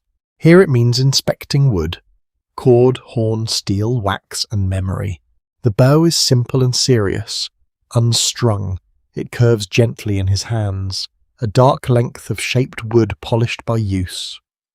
It is not the towering war bow of later legend, though strong bows are certainly known in this period. This one belongs to work, watching, warning, perhaps hunting when permitted, perhaps defending the hut if the world becomes unreasonable. The ranger runs his fingers along it, feeling for cracks. Then he checks the string, kept dry in a pouch, rubbing it lightly between thumb and forefinger. You see at once that nothing here is decorative. The tools in this hut form a rough map of his life: a billhook for cutting brush and shaping stakes, a small axe for splitting wood and clearing fallen limbs, a knife for everything. Because a knife is not one tool but 100 smaller possibilities. A horn for signals, a staff for walking, prodding, leaning, and persuading unfriendly dogs or unfriendly men to reconsider. A leather satchel with scraps of parchment or folded notes, a wax tablet, a stylus, a length of cord, a little pouch of something that might be salt, tinder, or both, because medieval containers like to keep their secrets in practice. A woodland ranger or forester's work is not only chasing poachers through moonlit trees, that is the exciting version, and even that probably includes more wet socks than songs admit. Much of the duty is inspection, reporting, marking, guiding officials, noticing damaged trees, watching for unlawful grazing, checking boundaries, keeping track of deer, and knowing who has rights to do what in which part of the woodland. It is a job made of feet, eyes, and memory, with occasional moments of danger scattered through long stretches of cold routine. The ranger gestures for you to come closer, and you do, careful not to disturb the dog, who accepts your movement with the offended patience of a retired magistrate. On a low shelf, the ranger lays out a few objects as if teaching a sleepy apprentice who may or may not be useful. He points to the horn first. It is not large, made from animal horn, smoothed at the rim, darkened near the tip by handling. Different calls can carry meaning, though how formal those signals are may depend on place and habit. A blast might summon another watcher, warn of movement, announce a hunt, or simply make it clear that the ranger is not alone. He lifts it to his lips but does not blow. Inside the hut, the sound would probably remove your soul from your body and wake every mouse in the roof. Instead, he lowers it and gives you a look that says, "Imagine." You imagine it. A raw note cutting through snow, a sound made not for comfort but for distance, a human line thrown into darkness. Next comes the billhook. Its curved blade is practical and a little menacing. The ranger holds it by the wooden handle and shows the edge. With this, he can trim branches, cut hurdles, clear a path, shape stakes, or deal with tangled underwood. Woodland management in this period is not passive. People cut, coppice, pollard, gather, fence, and regulate. Trees are not just scenery, they are fuel, building material, fodder, tools, shade, mast for pigs, and living capital. A straight young pole has a future. A fallen branch has a claimant. A good oak may already be spoken for in someone's account. You remember the legal word vert from earlier? The greenery protected under forest law. In the hut, that word becomes solid. It is not an abstract category. It is every branch that could warm a cottage, every sapling that could repair a fence, every leafy shelter that keeps deer alive through rough weather. The ranger's blade can preserve or destroy, depending on permission, season, and purpose. A small and oddly charming detail emerges when he shows you his tally stick. It is a narrow piece of wood with notches cut along one side. Notches can record numbers without ink, and split tallies have long been used in medieval administration to keep matching records. One half might be kept by one party, the other by another, the cuts matching as proof. This ranger's bit of wood may be far humbler than the great financial tallies of the exchequer, but the idea is wonderfully practical. In a smoky hut, a notch is harder to smudge than writing. Also, it cannot complain about damp. There remains lively academic discussion over how far everyday local officers relied on written documents versus oral memory and physical tokens, especially in remote woodland settings. Royal government produced impressive records, but daily practice could be messier, more local, and more dependent on trusted people remembering who owed what, who had permission, and who definitely did not. You look at the ranger's face and believe in memory. You look at the wax tablet and believe in paperwork. The Middle Ages, as usual, refuses to be simple for your convenience. He opens the small satchel. Inside are strips of parchment, a little lump of wax wrapped in cloth, and a seal impression already broken. You cannot read the writing, but the sight of it changes the hut again. Outside is storm and deer track. Inside is record and authority. Somewhere beyond the trees are courts where forest offences may be presented, discussed, fined, denied, or remembered inconveniently for years. The ranger may sleep on straw, but his words can travel into official space. He takes the stylus and scratches a few marks into the wax tablet, then smooths them with the flat end. The gesture is hypnotic. Make a note, erase, make another. The wax surface gleams in firelight, soft enough to receive words, firm enough to hold them until morning. You think of all the small facts that pass through hands like his and vanish a broken fence after frost. Two strangers on the north track, deer moving lower before snow, a villager's complaint, a tree cut too fresh to ignore. History often preserves kings, battles, charters, and laws. It rarely preserves the tired man who noticed that one boundary oak had lost a limb in the night. The ranger points to a coil of cord, then to a peg near the door. Snares, he says, or perhaps the word is close enough for you to understand. He checks boundaries for them. A loop placed for a rabbit may be tolerated in some places and punished in others, depending on rights and targets. A heavier line meant for deer is another matter. You picture hidden cords beneath snow. Simple technology carrying great risk. No gleaming machinery, no dramatic trapdoor, just a loop, a branch, a trail, hunger and consequence. The dog rises to sniff the cord, then loses interest when it proves not to be food. Admirable focus, poor attention span. On another peg hangs a small leather bottle of oil or grease. The ranger uses a dab on a blade to keep rust away. Metal is precious. Neglect is expensive. He checks the axe head where it meets the haft, testing for looseness. He examines the knife sheath. He presses a fingertip to the edge and nods. You begin to see that his authority is not carried in one impressive object. It is distributed across many small competences. Can he read tracks? Can he keep tinder dry? Can he repair a strap? Can he recall who belongs on which path? Can he judge whether a sound is snow or trouble?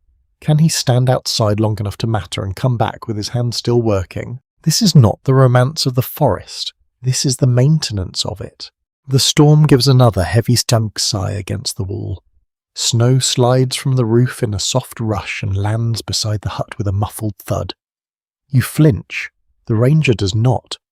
The dog opens one eye again, decides the roof is not edible either, and returns to rest. The ranger replaces the bow above the chest, sets the billhook within reach, and hangs the horn close rather than high. The arrangement is deliberate, tools ready, fire banked, door barred, ears open. Each object returns to its place like a word in a sentence. You settle back on the bench, wrapped in smoky wool, and feel the hut differently now. It is not merely a shelter, it is a workshop of vigilance. Every peg, notch, blade, cord, and tablet belongs to the slow labour of guarding a landscape that is never fully obedient. Outside, the snow covers tracks. Inside, the ranger prepares to read whatever the night leaves behind. The ranger's tools return to their places, and the hut becomes softer again, though not by much.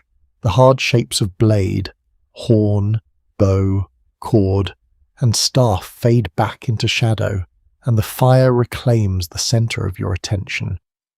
It is strange how quickly the mind accepts a room. At first, every corner was a threat to your skull, every smell an insult, every sound a possible disaster. Now the hut feels almost familiar, smoky, cramped, damp, and full of questionable bedding. Yes, but familiar. The bar for comfort has dropped so low it may need help getting back up. The ranger begins the quiet work of making sleep possible. Not easy, not pleasant, possible. He takes a bundle of straw and bracken from the corner and shakes it loose with both hands. Dust rises into the smoke and catches the firelight in tiny floating specks. The smell is dry and grassy beneath the heavier odours of wool and ash.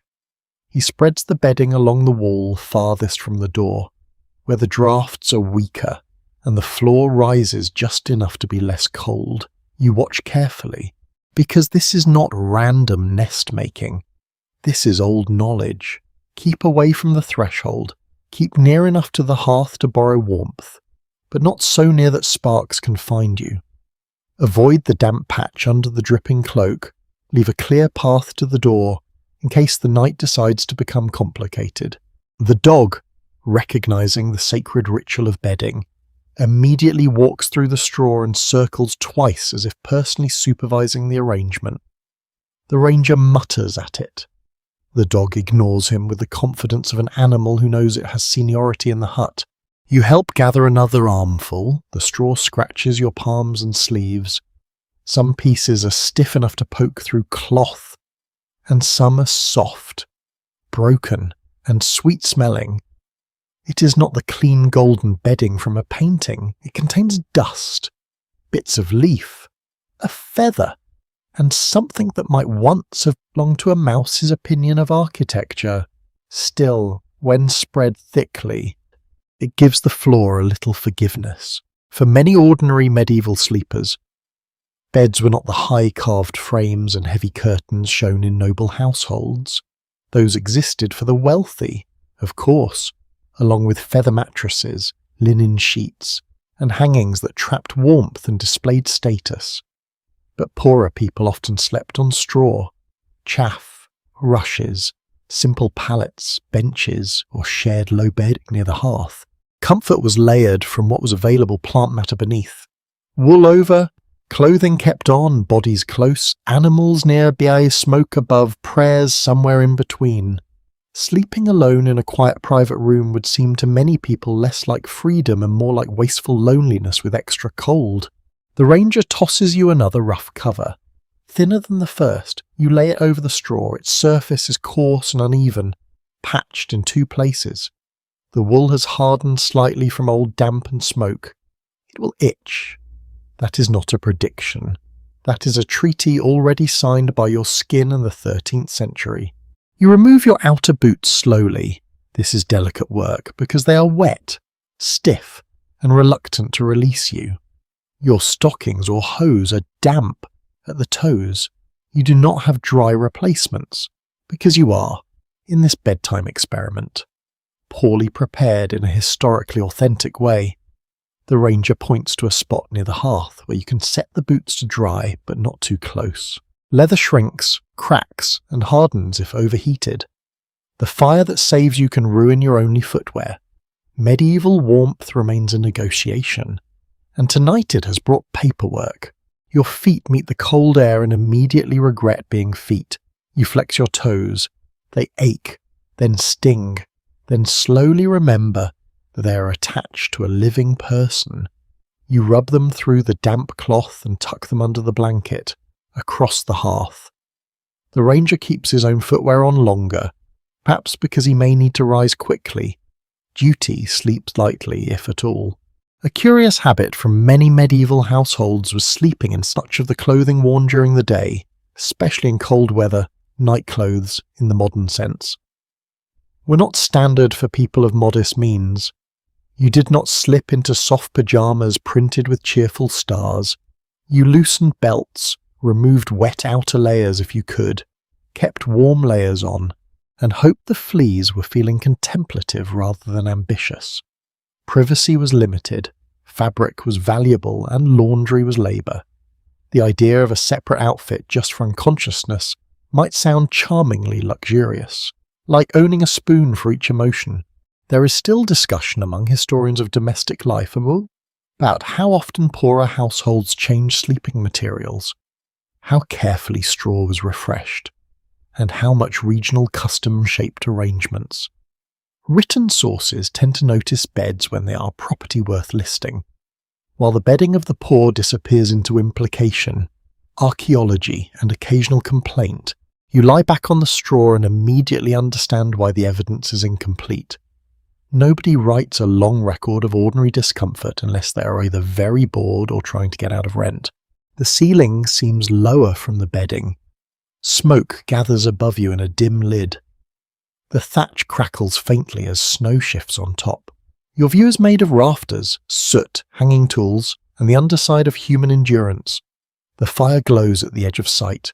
Its light pulses through half-closed lashes, red and amber, as if the room is breathing. The ranger kneels at the hearth and banks the embers for the night. He pulls ash over the coals, leaving just enough air for them to live slowly. It looks almost like burial. Red light dims beneath grey powder. A few tongues of flame flicker, vanish, return, then retreat. This is a skill as vital as any weapon in the hut, if the fire dies fully.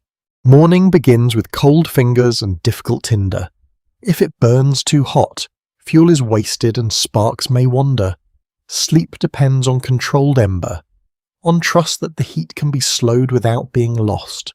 He sets aside dry kindling for morning, not much, enough. Everything here is portioned against uncertainty. Food, fuel, light, wakefulness, even speech. You lower yourself fully onto the bedding. The first sensation is not softness, but texture. Stems press into your hip and shoulder. The floor remains hard beneath the layers. You shift.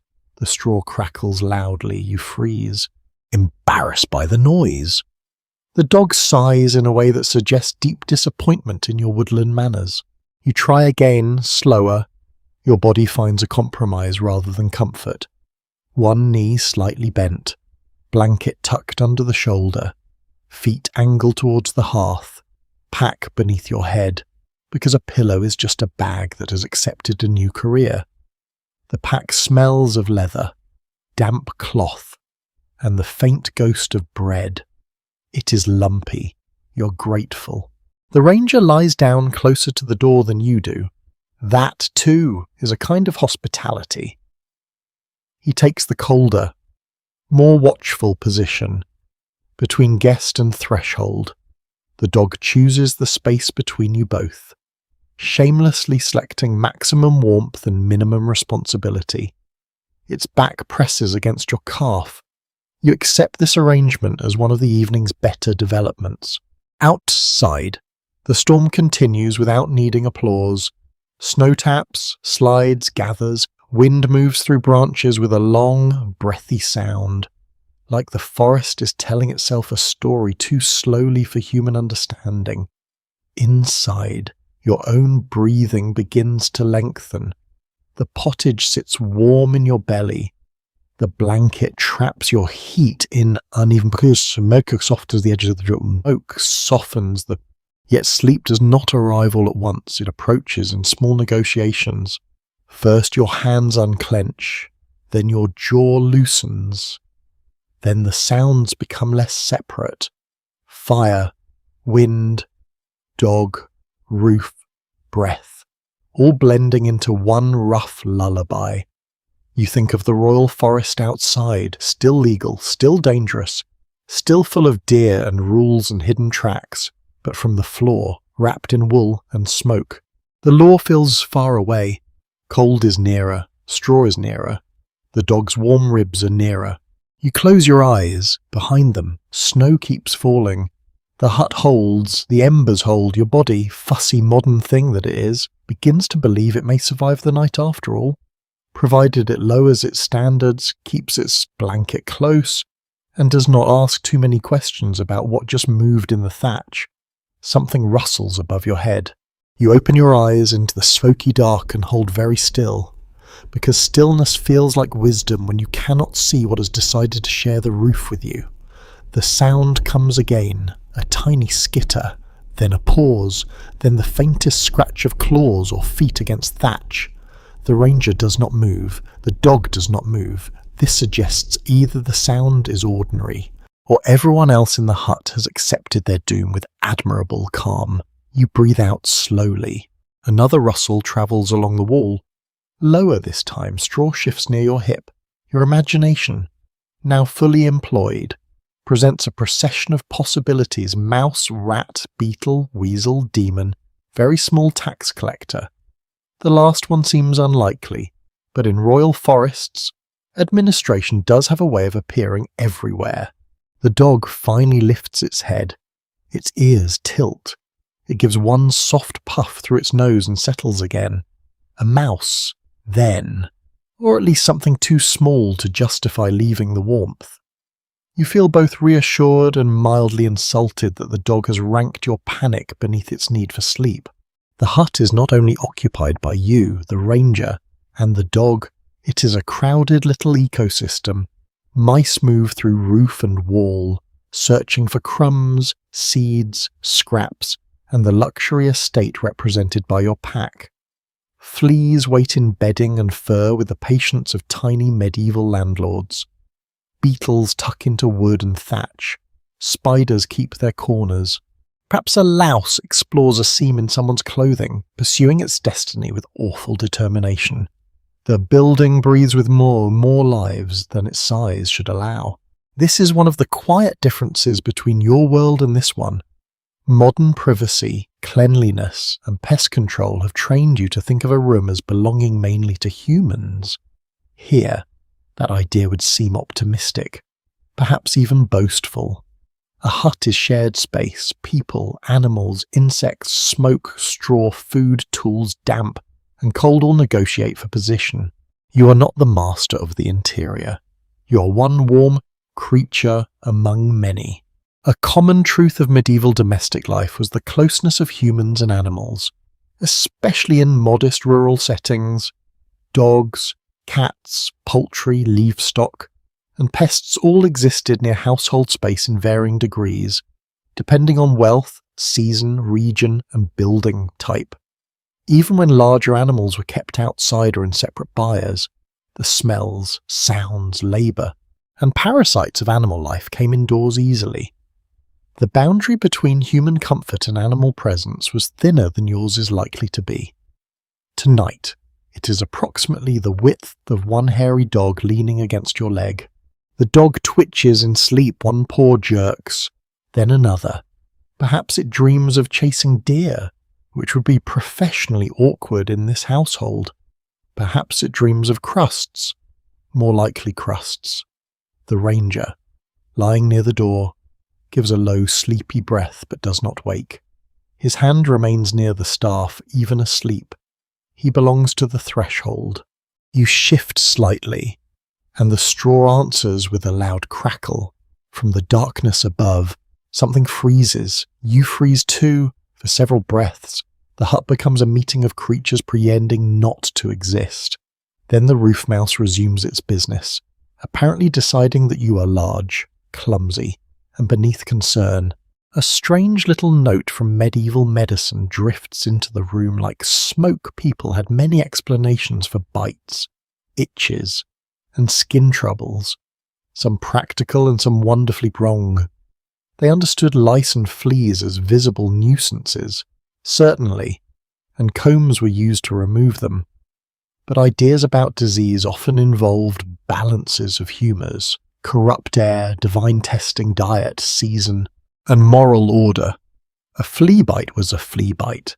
Yes, but discomfort could sit inside a much larger world of meaning. You scratch your wrist under the blanket and decide that, meaning or not, the flea is winning.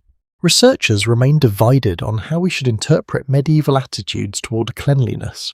The old idea that people simply loved filth is far too lazy. Bathing existed. Laundering existed. Grooming tools existed. And many people cared deeply about decent appearance and smell.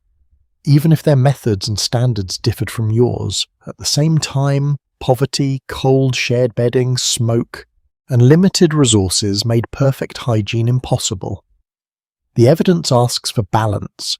Your ankle, currently suspiciously itchy, asks for justice. The ranger coughs once in his sleep, a dry little sound shaped by years of smoke. You notice how the hut air presses on the lungs. Smoke keeps insects down, dries the roof, preserves meat or hides when hung near it, and warms the space. It also stings eyes, coats beams, and turns every breath into a small compromise. The smell of it has entered your hair, your blanket, your skin. By morning, you will carry this hut away with you in your clothes. No souvenir shop required. Another movement comes from the corner near the chest. This one is heavier. The dog lifts its head more sharply. You see nothing, only a darker patch against dark wall. The ranger wakes at once. He does not sit up dramatically. He opens his eyes, listens, and moves one hand to the staff. The dog gives a very low growl, the kind meant for the room, not the world. Something scrapes faintly near the food shelf. The ranger whispers a word that sounds unflattering. Rat, perhaps. He rises to one elbow. This dog, now fully committed, stands and steps forward with careful pause. You remain under the blanket, because your contribution to pest control is moral support. The ranger reaches toward the hearth and stirs the ash just enough for a coal to glow brighter. Red light swells. A shape darts along the wall, quick and low. The dog lunges. Straw explodes under its feet. The rat, if rat it is, vanishes behind a stack of kindling with the speed of guilt. The dog sniffs violently, tail stiff, then shoves its nose into a gap too small for its head. The ranger hisses at it to stop before it scatters the firewood. The dog pretends this is coordinated inspection. For a moment, the hut is fully awake. The ranger crouches by the kindling. Staff in hand, the dog snuffles. Do you sit up? Blanket around your shoulders, hair smelling like a chimney. Heart tapping more quickly than the situation deserves. Outside, the storm continues, utterly indifferent to the domestic drama of one rat and 3 offended mammals. Nothing emerges. The ranger rearranges the wood, then takes the remaining bread and food scraps and secures them higher. Inside a covered bowl weighted with a stone, he does it without complaint. This, too, is night work. Not heroic, not recorded in chronicles, but necessary. Guard the king's deer by day. Guard your barley from rats by night. Prestige is complicated. The dog returns to its place with the air of someone who has narrowly prevented a national crisis. It presses against your calf again, warmer now from effort. You resist the urge to thank it too sincerely. We must not encourage ego. The hut settles back, but differently. You're more aware now of all its hidden traffic. The roof mouse, the possible rat, the fleas holding their tiny parliament in the bedding, the dog dreaming beside you, the ranger breathing near the door. You're all enclosed together under the snow, part of one temporary sheltering body. Medieval privacy, you realize, is not merely rare because rooms are shared by people. It is rare because life itself is shared so densely.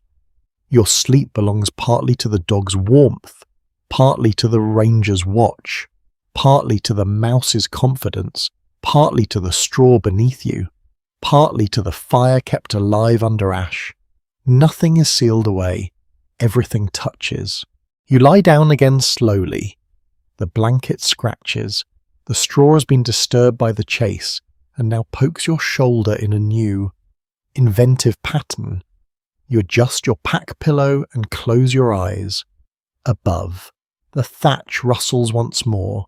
This time you do not startle. Well, not much. The sound folds itself into the room's lullaby ember. Wind, dog, mouse, breath, snow. You are learning the hut's language, and it is mostly small creatures saying, "This place is ours too." Sleep comes in fragments, like flakes joining a drift. You do not fall into it so much as sink.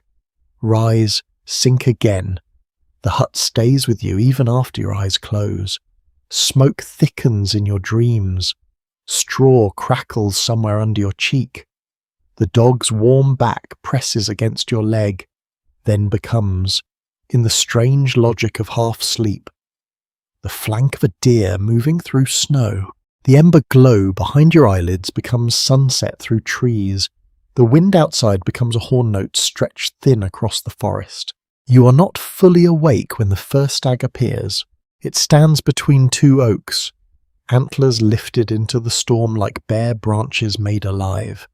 Snow gathers along its back. Its breath smokes silver in the dark. For a moment, it looks directly at you, and the gaze is neither friendly nor afraid. It is simply ancient, or at least your tired mind decides it is ancient, which is almost the same thing at this hour. The stag turns, and where its hooves press into the white ground, you see not tracks but little seals stamped into wax. Perhaps the ranger's tablet has followed you into sleep. Perhaps the king has. Perhaps the pottage was stronger than expected. You drift after the stag without moving your body. The hut loosens around you. The low roof lifts into a canopy of black branches. The wall becomes mist. The door becomes a gap between trees. You're still wrapped in the scratchy blanket, still smelling of smoke, but now you walk through the royal forest as if the snow holds you up instead of swallowing your feet. The forest in dream is quieter than the waking one. No mouse, no rat, no dog sigh, only the soft fall of snow and the distant, measured beat of hooves. Ahead, other deer appear, first as shadows, then as pale brown forms, half hidden among holly and thorn. They move with impossible smoothness, each step delicate, each ear turning. Their dark eyes catch light that has no source. In the medieval imagination, deer carry more than meat and hide. They are creatures of chase, status, beauty, renewal, and sacred wonder. Antlers fall and regrow, which makes them natural symbols of rebirth.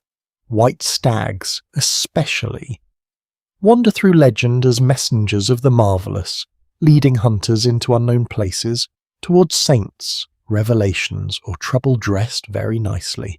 A royal hunt may begin as sport, but stories quickly place holiness, kingship, and destiny among the trees.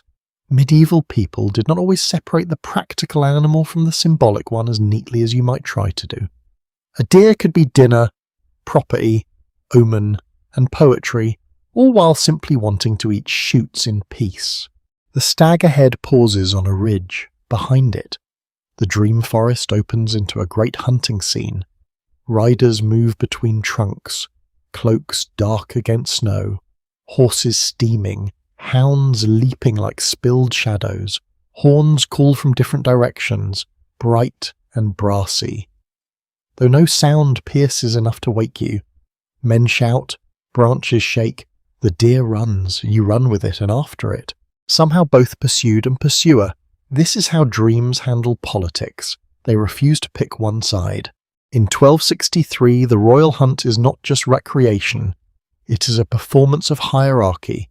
Who rides near the king, who holds the hounds, who knows the forest, who has permission to carry weapons, who waits, who watches from a distance. All of this matters. The hunt gathers bodies into rank and motion. It turns land into theatre and animals into signs of privilege. Venison at a noble table speaks of access, favour, and power, not merely appetite. The stag does not know this. Naturally. It is busy surviving. History often happens that way, with one creature representing an idea it never agreed to carry. The dream shifts. Snow becomes green leaf shade, and the air warms. You see the forest in another season. Sunlight moving over fern and bracken, flies glittering in shafts of light. A king rides past, though his face is blurred, as if history will not quite lend you the details. His horse is fine, his cloak is rich, Around him ride nobles, huntsmen, clerks, servants, and boys trying very hard to appear useful. The ranger is there too, younger perhaps, or perhaps exactly as he is, standing slightly aside, knowing the paths better than anyone who outranks him. There is a curious little tradition in hunting lore that the body of the deer was divided with care and meaning. Different parts might be assigned according to rank or custom, and hounds could receive a ritual reward. Later manuals describe elaborate ceremonies of the chase, with special terms for nearly everything, because human beings can turn even a dead animal into paperwork if given sufficient confidence. Whether every woodland hunt followed such polished rules is doubtful, but the ideal mattered. Ceremony made violence respectable. It gave the chase a grammar. Modern historians do not fully agree on how far the highly formal hunting rituals described in later texts reflect everyday 13th century practice, especially away from elite courts. Some see continuity in aristocratic custom, while others warn against projecting later manuals backward too neatly. Your dream does not care. It presents the whole thing at once, mud and ceremony. Dogs and status, hunger and pageantry, antlers and lore, the stag bolts again. Now you are back in winter. The riders vanish, their horn notes fade into wind. The deer passes so close that you see individual hairs along its neck, darkened by wet snow. It leaps a fallen branch, and for an instant its body hangs above the white ground, weightless. You think of the ranger's work, the records, the snares, the horn near his knee. You think of hungry villagers, royal claims, noble sport, winter meat. The deer lands and keeps running, carrying all those meanings away without caring for any of them.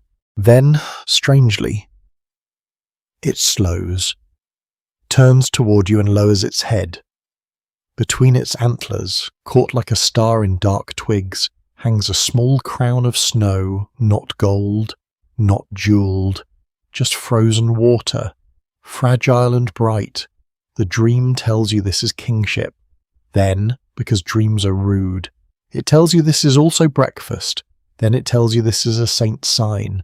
Then it tells you this is an animal in bad weather. All are true for a breath. From very far away, the dog twitches beside your leg. The stag dissolves into smoke, you surface slightly. The hut returns in pieces, the hard pack under your head, the itch of wool at your chin, the smell of ash, the glow of banked coals, faint beneath grey, the ranger breathing near the door, the dog's paws fluttering as it dreams its own chase. Perhaps much more successful than yours, you do not open your eyes fully. Instead, you hover in that soft place where waking thoughts and dream images sit together without quarrel. You think, if thinking is the word, about kings who sleep in chambers with hangings and servants, and deer that sleep under snow-laden branches, and rangers who sleep near doors, and travellers who sleep wherever mercy allows. The same storm covers all of them, though not equally. The snow on a palace roof is not the same as snow on a peasant's thatch or a ranger's hut or an animal's back. Weather may fall everywhere, but society decides who has the thicker blanket. Still, in the royal forest tonight, the boundaries blur a little. The king is distant, the deer are near, the law is outside, the fire is inside. The ranger's hut holds you in its smoky palm, and your dreams wander where your body cannot safely go. A final image rises before sleep deepens again, the stag standing at the edge of the track that no longer exists. Its hooves making fresh marks in snow. It looks back once, then steps into the trees.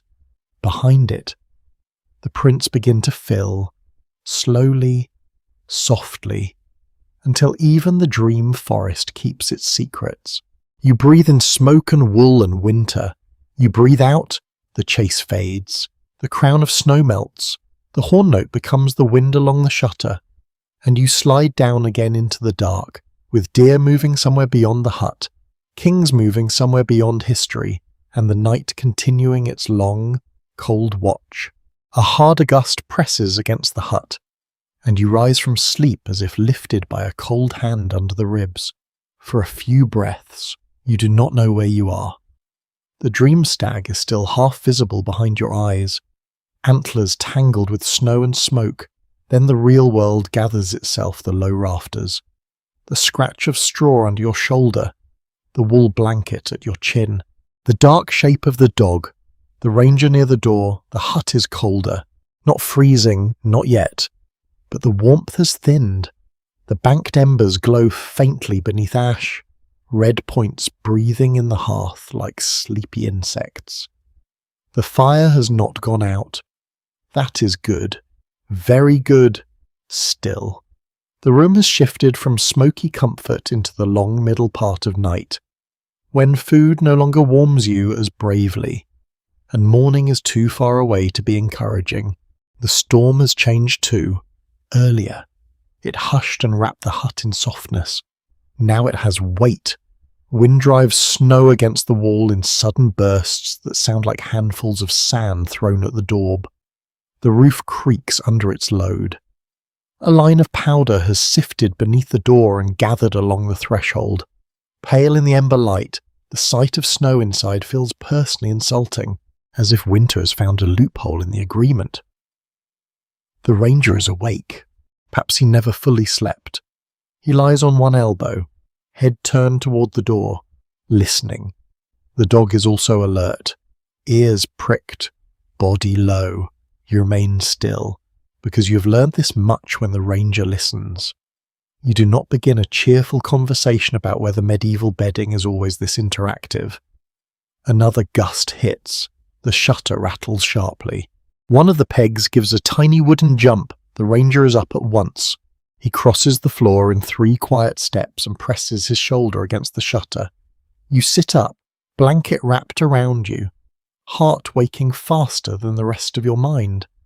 The dog rises and stands between you and the door, though whether this is protection or confusion is hard to say.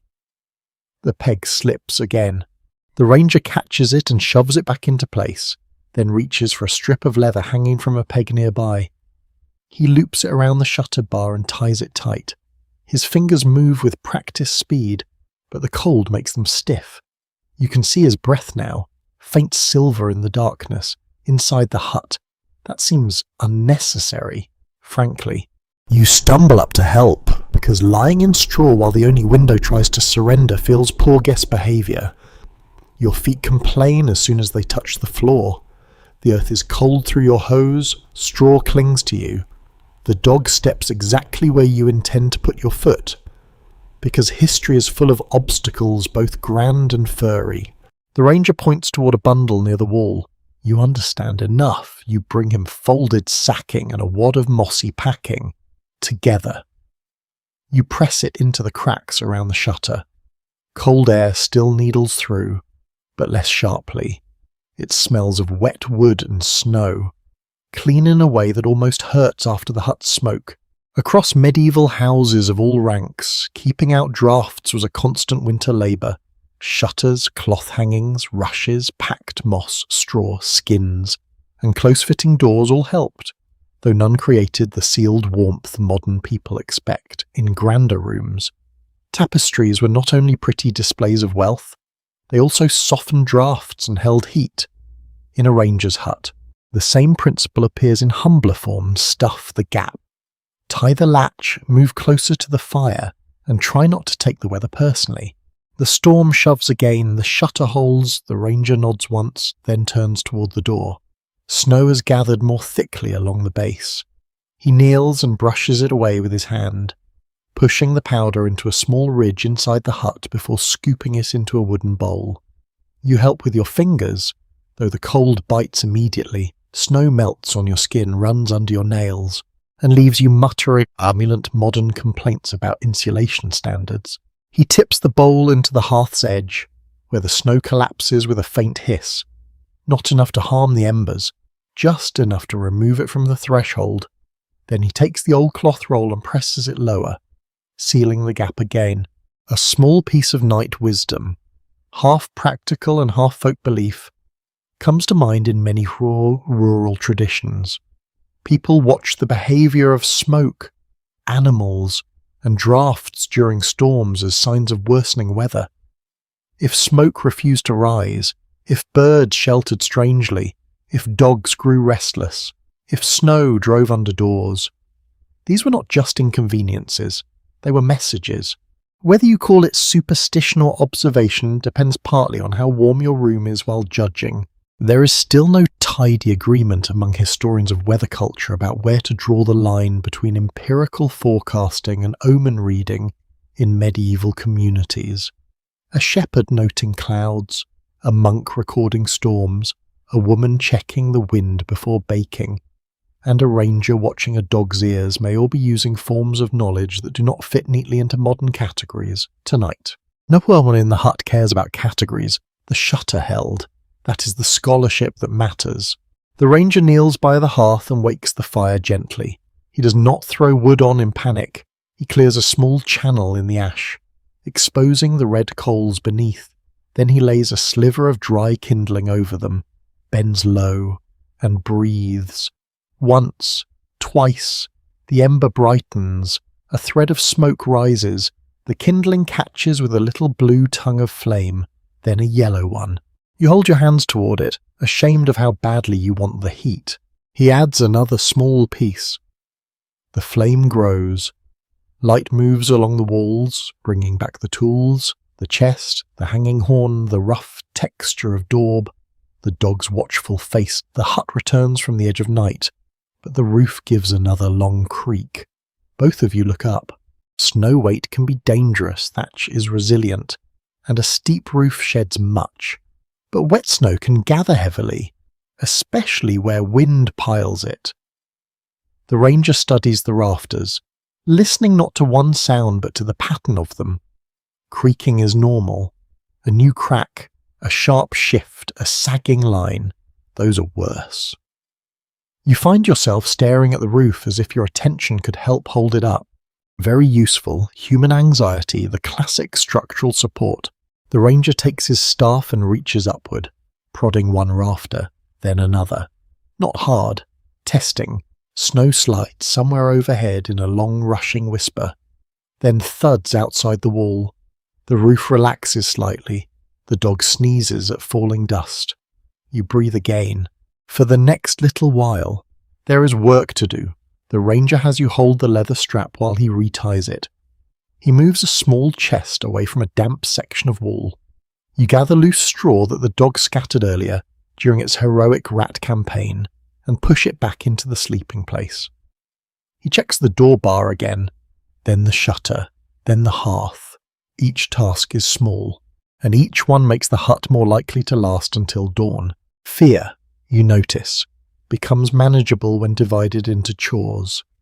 Secure this, move that, feed the ember. Clear the snow, listen, wait.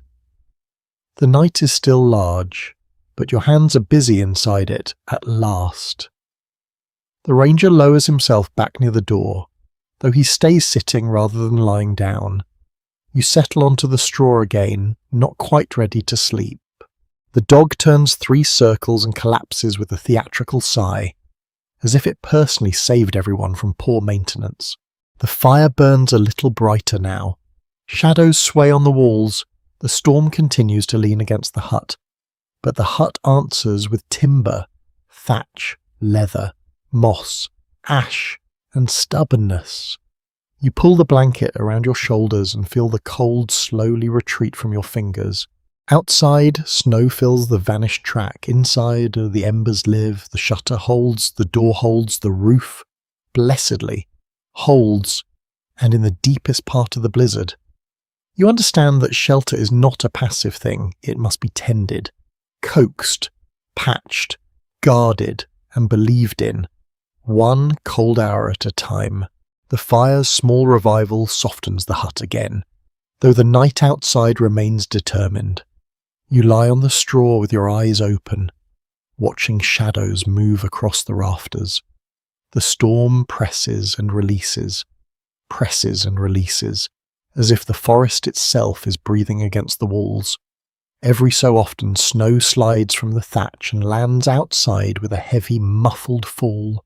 Each thud makes the dog lift one eyelid, reconsider existence, and sink back down.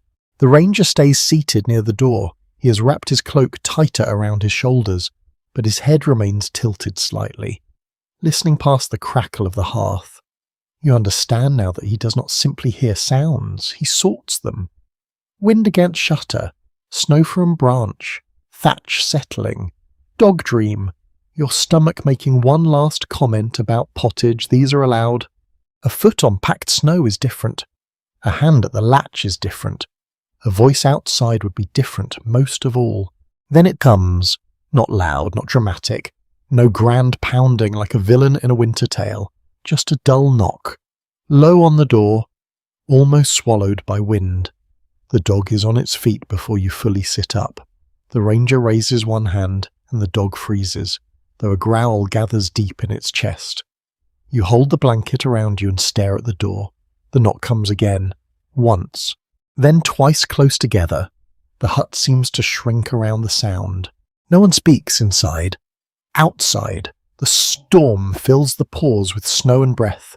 You imagine someone standing there in the dark, bent under a hood, hand lifted, waiting.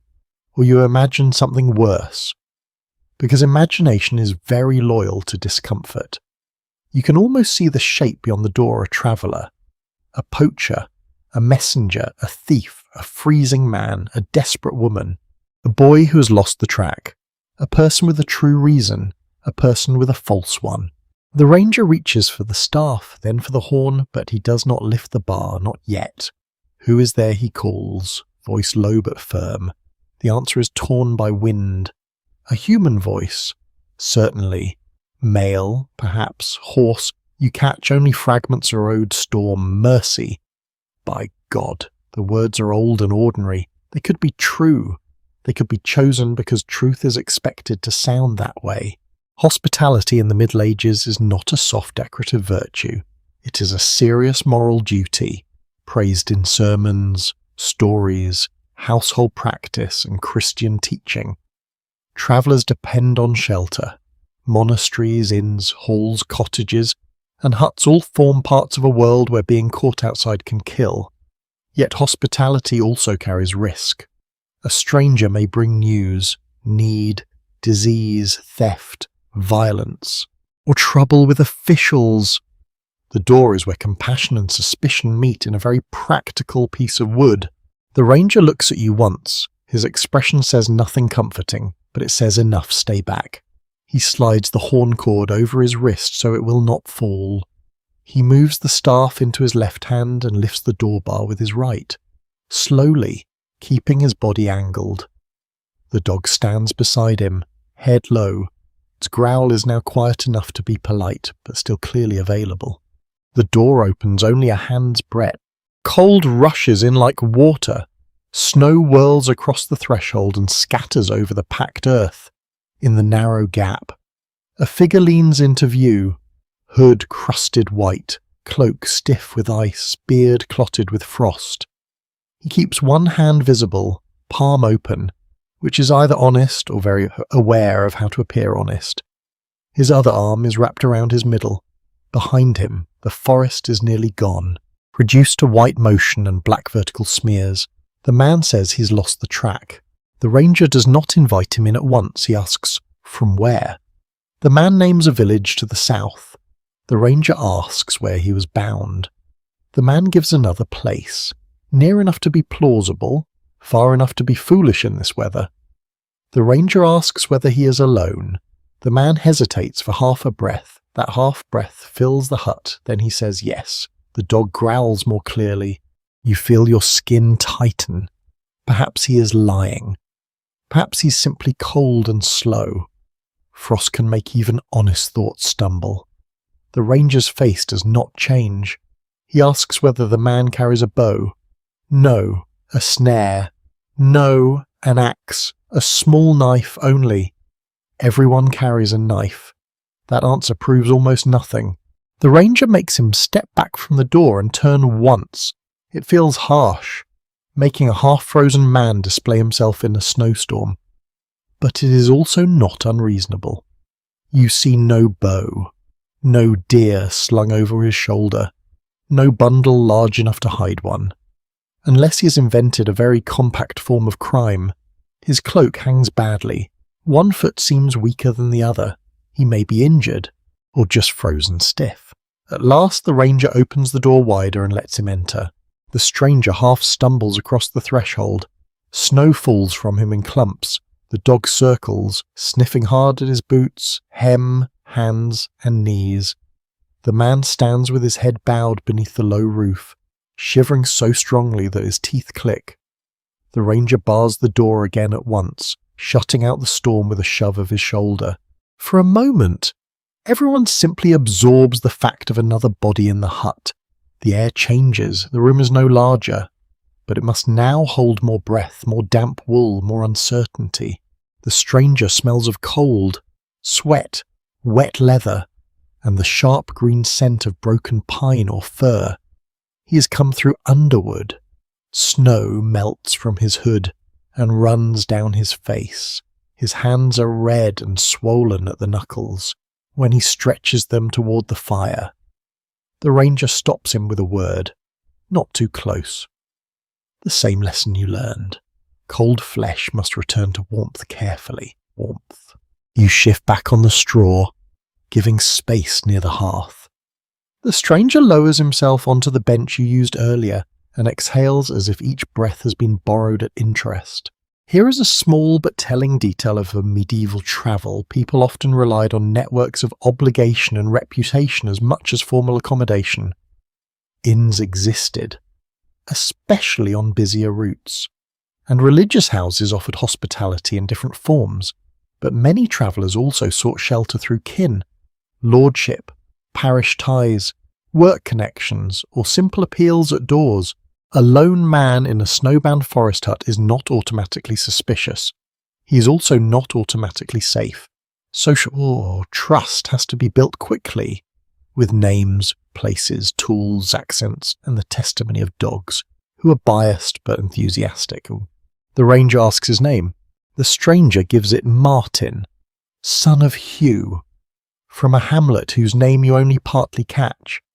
He says he was carrying a message to a reeve, delayed by weather, then tried to cut through the forest before the track vanished. This is precisely the sort of explanation that could be true, and precisely the sort that could be made up by a man who knows local geography. The ranger listens with the exhausted expression of someone who has met both honest fools and clever liars and found them equally inconvenient. Questions remain among medievalists about how much identity in rural communities depended on formal documents compared with personal recognition, local naming, oath, and reputation. A man could be known as someone's son, someone's tenant, someone from a particular place, someone owing work, someone who once paid a fine, someone whose cousin married badly. Paper mattered, but so did the living web of memory in this hut. Martin's survival may depend on whether his answers fit the ranger's mental map. The ranger offers him a little ale, not much, and a crust softened near the fire. Martin receives both with shaking hands. He does not gulp. That earns him. Perhaps one grain of trust. Desperate people may still have manners. Dangerous people may also have manners. History refuses once again to simplify the evening. The dog settles near Martin's feet but does not lean against him. Not yet. Apparently the animal has standards. You watch the stranger's face in firelight. He is younger than the ranger, older than a boy, with worry lines cut by cold rather than age. His eyes flick toward the tools, the door, the horn, and then down to his cup. He knows where he is. A ranger's hut is shelter, but it is also authority if he has done wrong. He has walked into the wrong warm room. The storm hammers the shutter again. Martin flinches. No one mocks him. Everyone has been humbled by that shutter tonight. Slowly, the immediate danger changes shape. The stranger is inside, the door is barred, the dog is watchful. The ranger has not set down his staff. You are no longer alone with the storm, but company has not made the hut simpler. It has made it human. Martin lifts the cup to his lips. The fire touches his wet cloak with wavering light. Snow melts from the hem and forms a dark patch on the floor. The ranger watches him. You watch the ranger. Outside, the forest hides whatever tracks led this man here. And the storm begins at once to erase them. The knock has been answered. Mercy has opened the door. Suspicion has closed it again. Martin sits near the hearth as the cold leaves him in shivers. It does not depart gracefully. It breaks apart in his hands first, then his shoulders, then his jaw. He holds the cup of weak ale between both palms, not drinking much now, just borrowing its faint warmth. Meltwater runs from his cloak and darkens the floor around his boots. The hut has gained a new smell, wet wool sharpened by fear. You shift a little farther along the straw to make space, and immediately discover a new arrangement of stems poking your hip. Medieval comfort, once again, is not a destination. It is a series of negotiations with objects that do not care about you. The ranger remains upright near the door. His staff rests across his knees.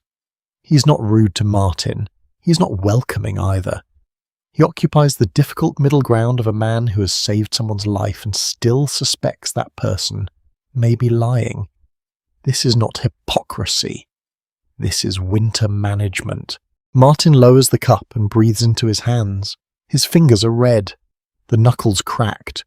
The dog sniffs the wet hem of his cloak again and gives a short huff.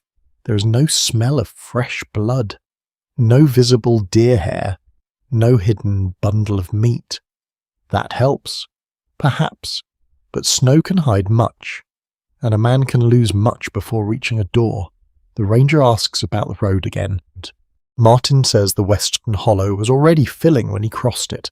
The little stream had iced along the banks, and he thought he could follow it north. But the snow thickened. He missed the old ash tree with the split trunk. He heard a horn once, or thought he did, then saw smoke low through the trees and came toward it. His story is simple, and simple stories can be true. They can also be carefully made simple so tired listeners will accept them. You watch the ranger's face at the mention of a horn. His eyes narrow a fraction. No one here blew a horn.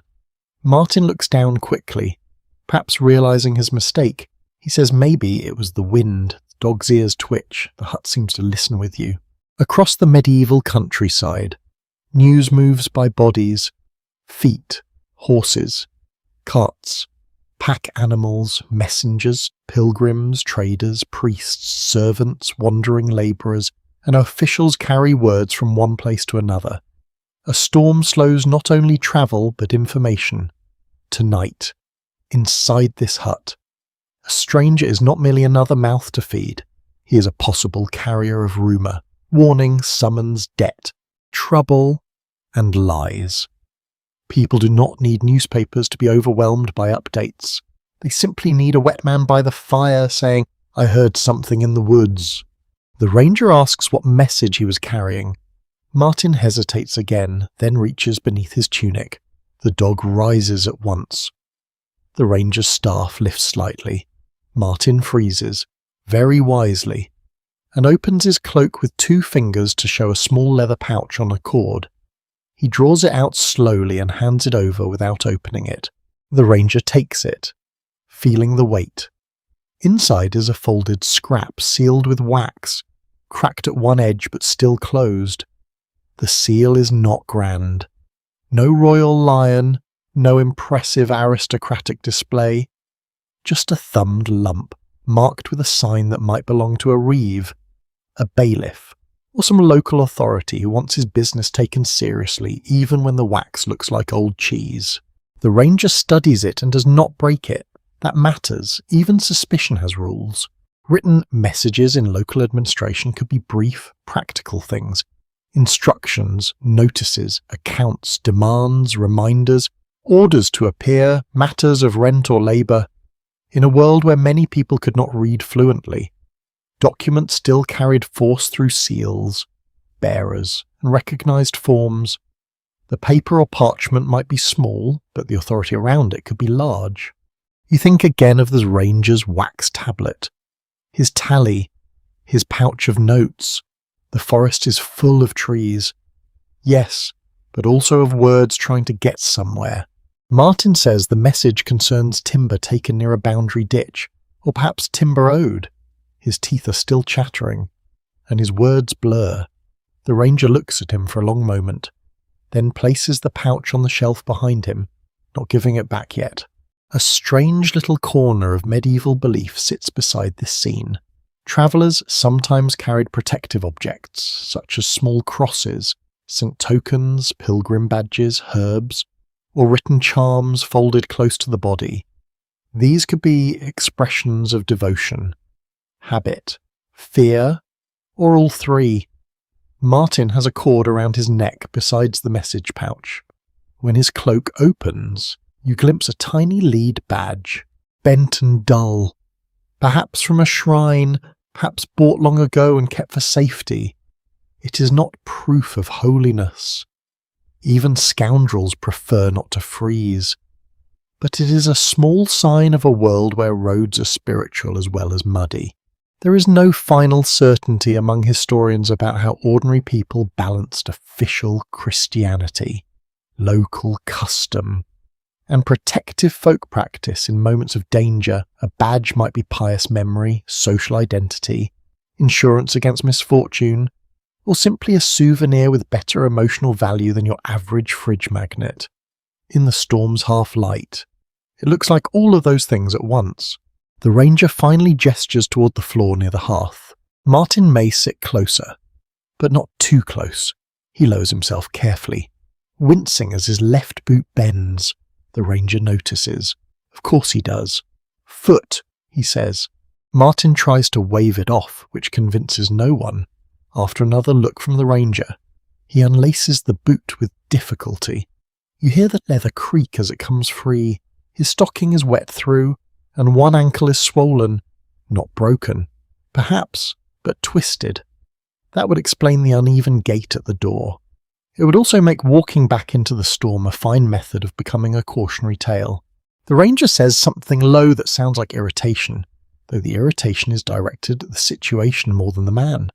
He takes a strip of cloth from the chest and tosses it to Martin, then points at the ankle. "Wrap it.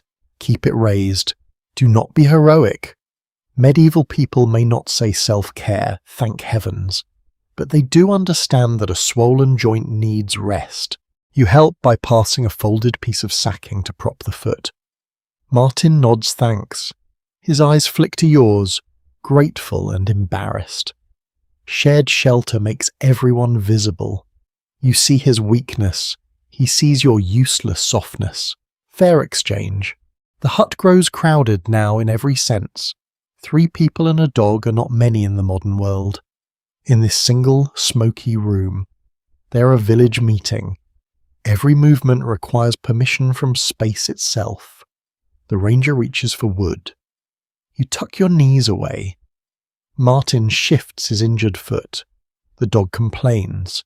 You adjust the blanket. Straw crackles. The ranger glances toward the door. Damp clothing steams near the hearth. Breath clouds faintly. The firelight moves over the faces that have not yet decided what they owe one another. The conversation loosens, slowly. Martin names 2 farms near the southern edge. The ranger knows one, or knows of it. He asks after a man there. Old Robert with the white mare. Martin says the mare died before Martinmas. The ranger grunts in recognition. Perhaps sorrow. Perhaps simply filing the fact. A small bridge of trust forms over the fire, not a sturdy bridge, more like 2 planks over a ditch, but enough that no one is standing alone on opposite banks. Martin brings news too, because every traveller carries some whether invited or not. A mill wheel damaged by ice, a child born early but living, a rumour that armed men have been seen nearer the larger road, tied perhaps to the unrest spreading through England. The ranger's face darkens slightly at that. Politics reaches even here, though muffled by snow.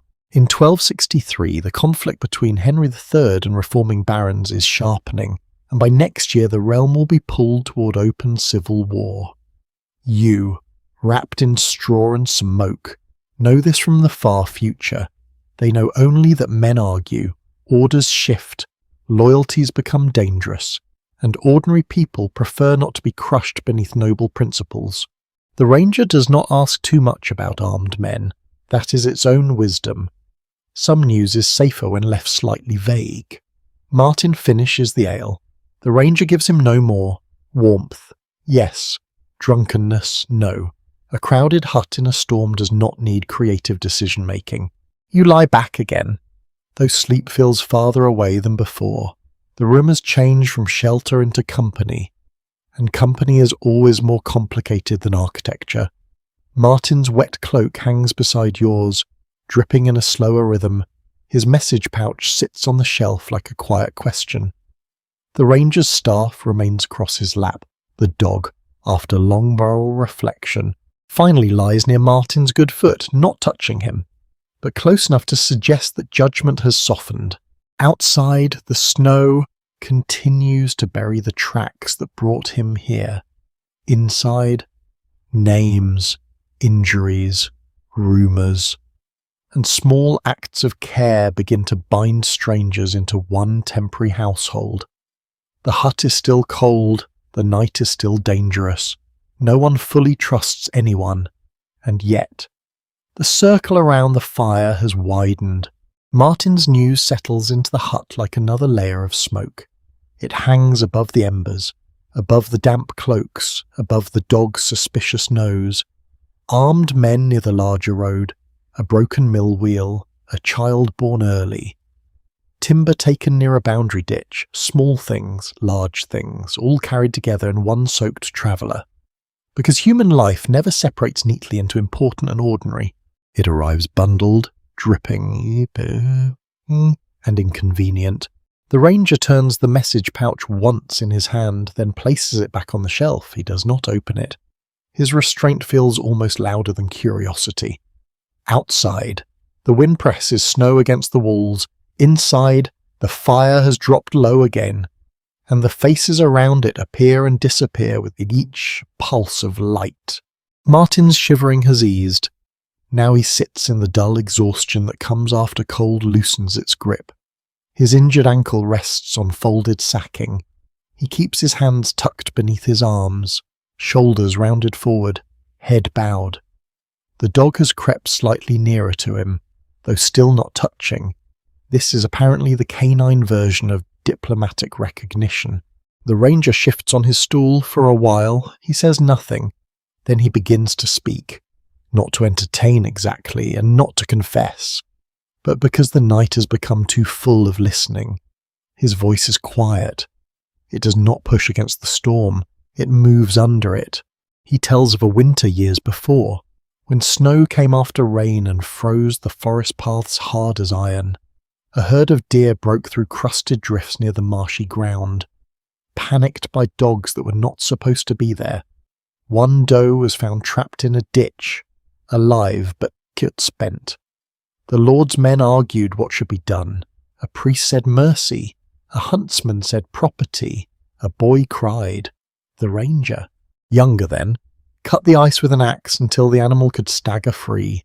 It vanished into holly, leaving bloodless scrapes and steam in the air. No one thanked him properly. No one punished him either. Some events, he suggests with a shrug, pass through the world without finding the right box. Martin listens with his eyes half closed. You listen too. The story is not dramatic in the usual way. No battle, no crown, no miracle announced by trumpets, just a cold animal, a ditch, an argument, and a man with an axe, yet in the hut. It feels large enough. Storytelling beside low fire is one of the oldest forms of weatherproofing the mind. Medieval people lived in a culture rich with spoken tale. Song, sermon, proverb, rumour, saints' lives, family memory, and local legend. Manuscripts preserved some stories, but many more travelled mouth to mouth, altered by accent, audience, season, and ale. A hut like this would not need a library to be full of narrative. It only needs darkness, warmth, and people who are not quite ready to sleep. Martin offers a story in return, perhaps to repay the ale, perhaps because fear has softened him. He speaks of a charcoal burner who once saw lights moving between trees on the eve of a saint's day. Not lanterns, he insists, though the ranger's expression suggests he has strong doubts. The lights drifted above the ground, pale as milk, leading the man away from his stack and toward a hollow. At dawn, a great branch had fallen exactly where the charcoal burner would have slept. Was it a saint, a dead wife's warning, marsh gas? A drunk man remembering creatively, Martin does not know. He seems to prefer not knowing. It makes the story more useful. You can almost see it, a lonely worker in the woods, tending slow-burning charcoal beneath a cover of turf and earth, watching strange lights move through mist.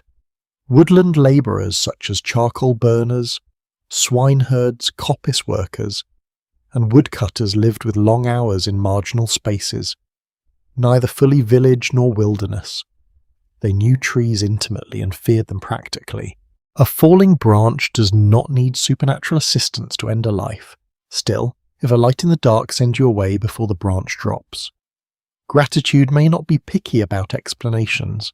One odd belief from medieval and later folklore is that certain trees carried reputations, some lucky, some dangerous, some connected with saints, spirits, or old powers not easily made respectable. Elder, rowan, thorn oak, and ash could gather meanings that differed from place to place. A ranger might roll his eyes at half of it in daylight and avoid cutting the wrong branch at dusk. People are wonderfully inconsistent when survival is involved. The question of how deeply pre-Christian tree law survived into 13th century rural practice remains difficult to answer. Church teachings, local custom, practical forestry, and inherited tales overlapped in ways that leave only partial traces. Was a charm beside a tree a pagan remnant, a Christianized habit, a local joke, or an anxious person doing what their grandmother said worked? The past, like the hut's roof, is full of things tucked where the light does not reach. The ranger gives a low grunt after Martin's tale. Not belief, not disbelief, more like permission for the story to remain in the room.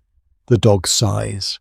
You find yourself thinking of the hidden marks by the doorway, the possible charm in the rafters, the pilgrim badge at Martin's neck. Earlier, these seemed like separate curiosities. Now they form part of the same weathered fabric.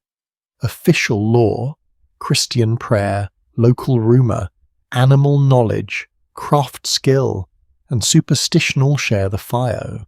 The ranger can keep a wax tablet and still respect a warning dream. Martin can carry a sealed message and a bent holy badge. You can be modern and still feel better when the doorframe has mysterious scratches near it. Let us not pretend we are immune to small comforts. The ranger speaks again, this time of practical things. He describes how to tell if a deer has passed recently, by the sharpness of the print, how snow softens the edges, how a hoof sinks differently if the animal was running. He explains that fox tracks travel lightly, often neat as stitching. Hare tracks confuse the inexperienced because the hind feet land ahead of the forefeet, making the animal seem to be going backward if you are not paying attention. This is the sort of knowledge that sounds charming until you realise someone may depend on it in the morning. Martin, warming now, adds that a man with a burden leaves a deeper heel. The ranger looks at him. The air tightens for a second. Martin notices too late what he has said and gives a tired, crooked smile. Timber, he murmurs, not deer. The ranger does not smile back, but he does not press him. The story remains balanced on that narrow beam between truth and usefulness. The fire sinks lower. The room becomes gentler. Words slow down. Martin tells a saint's tale about a lost traveller guided by bells heard under snow. The ranger counters with a dry comment that bells often belong to cows, and cows are not usually saints, though some have better manners than men. You nearly laugh, but it comes out as a sleepy breath. The tale drifts onward anyway. Bells beneath snow, a chapel hidden by drifts, a woman who promised candles if her husband returned, a child who saw a white hart near a spring and was told never to speak of it. which naturally ensured the story lasted generations. None of it arrives in tidy order. It loops and wanders. That is how fireside talk works. One memory snags another. A practical warning becomes a legend becomes a joke becomes a silence. Your eyelids grow heavy. The hut's cramped discomfort softens around the edges. The scratch of straw becomes part of the bedding rather than an attack. The smoke becomes a veil. The wet cloaks drip less often now. Martin's breathing steadies. The ranger's voice lowers further, until individual words blur and only the cadence remains. Rough and warm. Outside, the royal forest is still buried in law and snow. Inside. The old human remedy continues tell the darker story until it becomes bearable. The embers glow under ash, the dog shifts, finally allowing its flank to touch Martin's good boot. Trust, it seems, may be granted in increments of warmth. You close your eyes and let the voices move around you. Saints and stags and charcoal fires, charms and tracks and half-believed lights, all folding into the hush of the storm. And as the stories thin, the hut feels less like an outpost of authority and more like a small boat carrying 4 breathing creatures through a white and soundless sea. The stories fade first into murmurs, then into breath, and the hut enters the longest cold hour. It is not marked by a bell. No clock chimes from a tower. No candle burns down in neat divisions, because no one is wasting candlelight merely to learn that the night is still being difficult. Yet your body knows this hour. It is the hour when the first comfort of supper has passed, when the fire is lowest, when sleep becomes shallow, and when the world seems to pause before deciding whether dawn is worth the effort. You wake without knowing why. The hut is nearly dark, the embers are hidden again under ash, breathing only a faint red glow. The outlines of the others are barely visible, the ranger sitting slumped near the door. Head bowed but not fully asleep. Martin curled awkwardly with his wrapped ankle propped on sacking. The dog stretched between all of you like a warm treaty. Your blanket has slipped from one shoulder, and Cold has found the opening with impressive dedication. You pull the wool back around yourself. It scratches your neck. It smells of smoke, dog, and old weather. You're grateful for it anyway. Your feet ache in the damp hose. Not sharp pain, just a deep, dull complaint that travels through your toes and up into your bones. Your boots sit near the hearth, darker shapes in the dimness. They are probably drying, which is to say they may be slightly less wet by the time you need them. Medieval optimism is a modest art. The floor beneath the straw is hard and cold. You shift your hips, trying to find a place not already claimed by a ridge, stem, lump, or ancient personal grudge. The straw crackles. Martin stirs. The dog exhales through its nose, irritated but unwilling to move. The ranger lifts his head, listens, then lowers it again, hurling outside to its storm.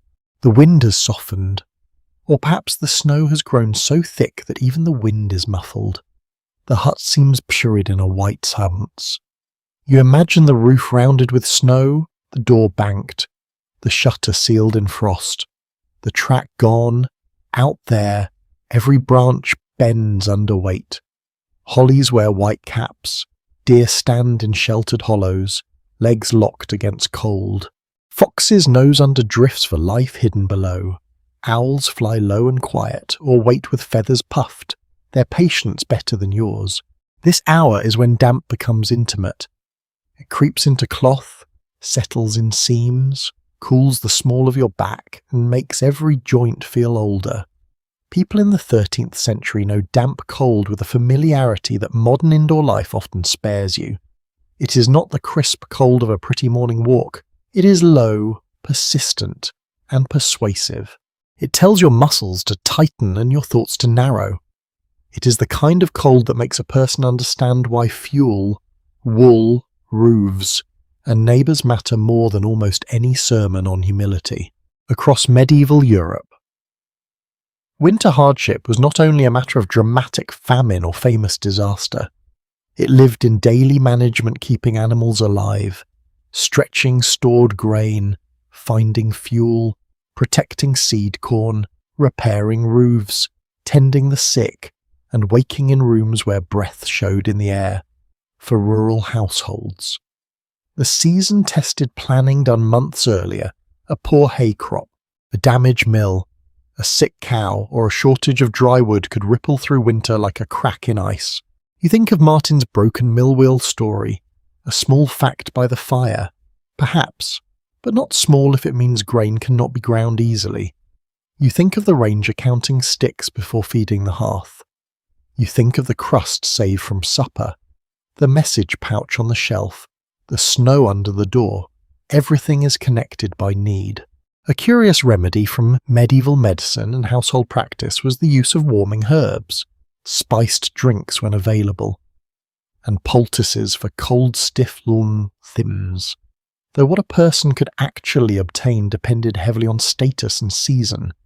A wealthy household might have ginger, cinnamon, pepper, imported luxuries glowing in wine or broth. Here in the ranger hut, the treatment is simpler wool, ash, patience, and the dog's flank. Honestly, the dog is doing more useful work than several expensive theories.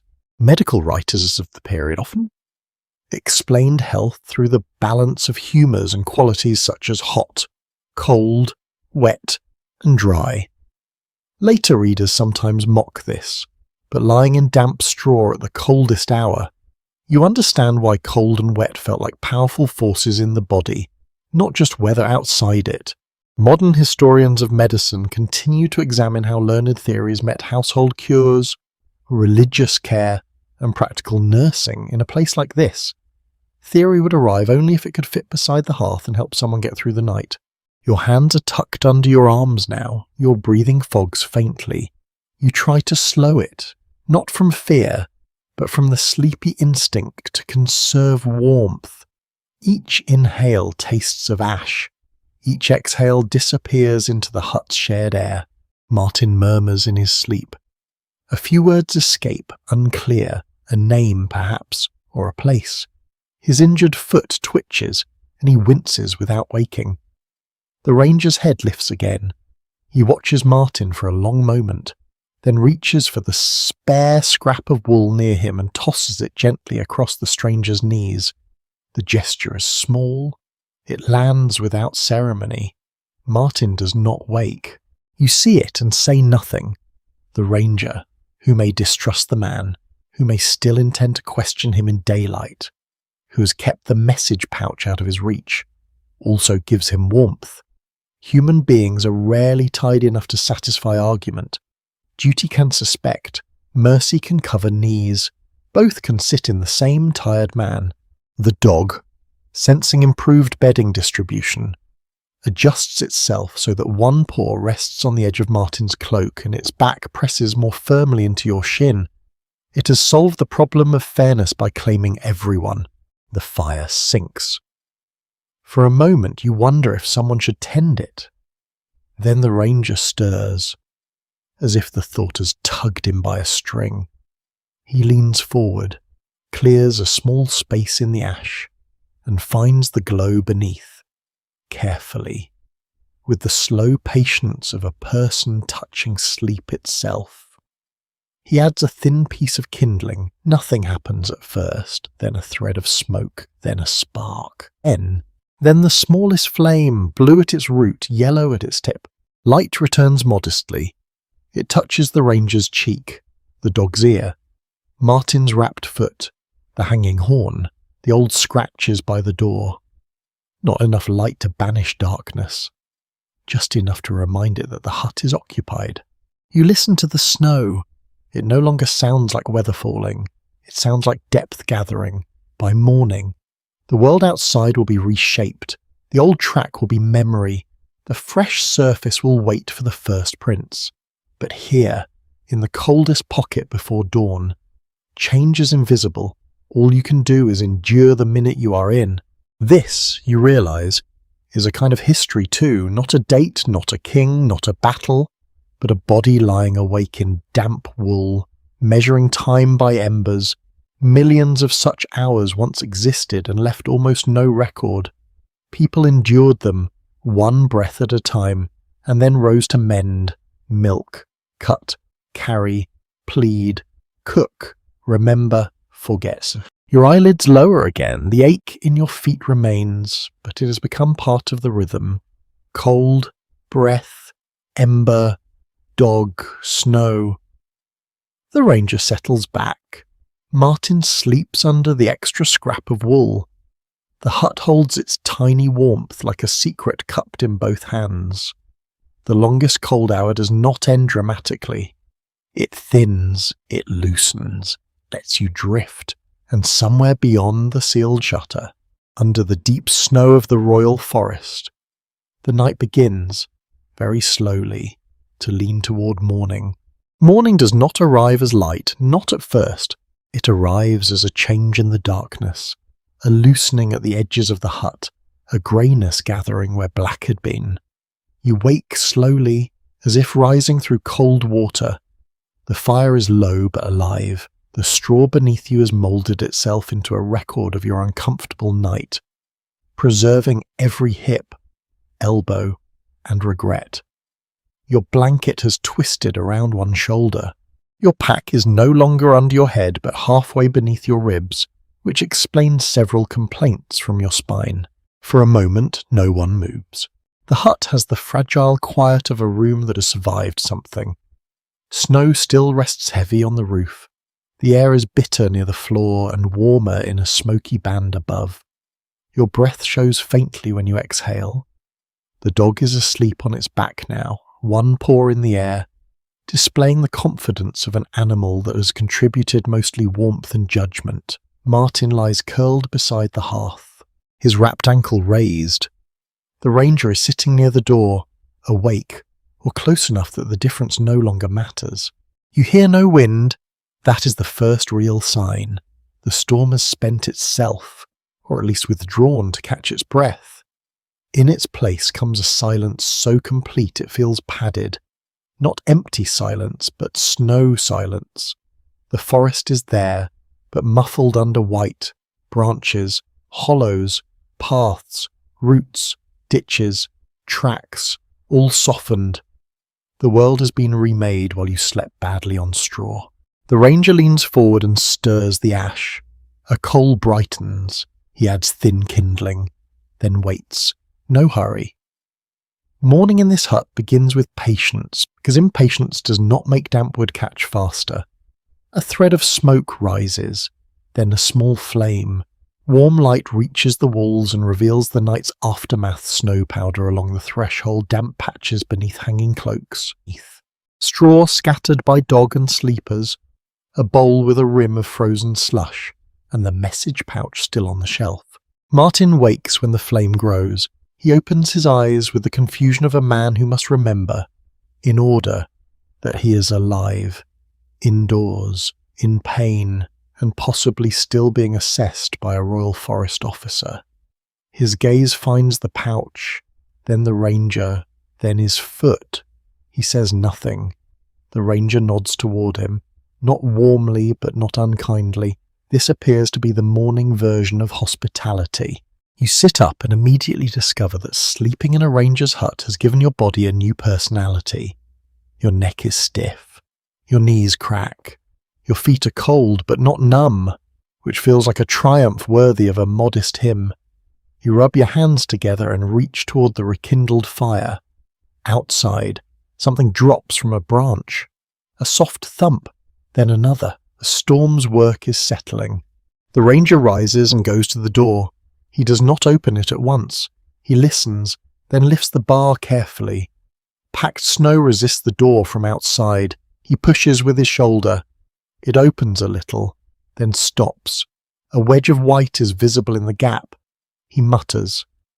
Martin lets out a tired sound that might be a laugh if it had more energy. The ranger takes the staff and uses it as a lever, pushing snow away from the threshold. Cold air floods in, clean and sharp, cutting through smoke. You inhale and feel your lungs wake. It smells of snow, bark, and the faint green bite of broken branches.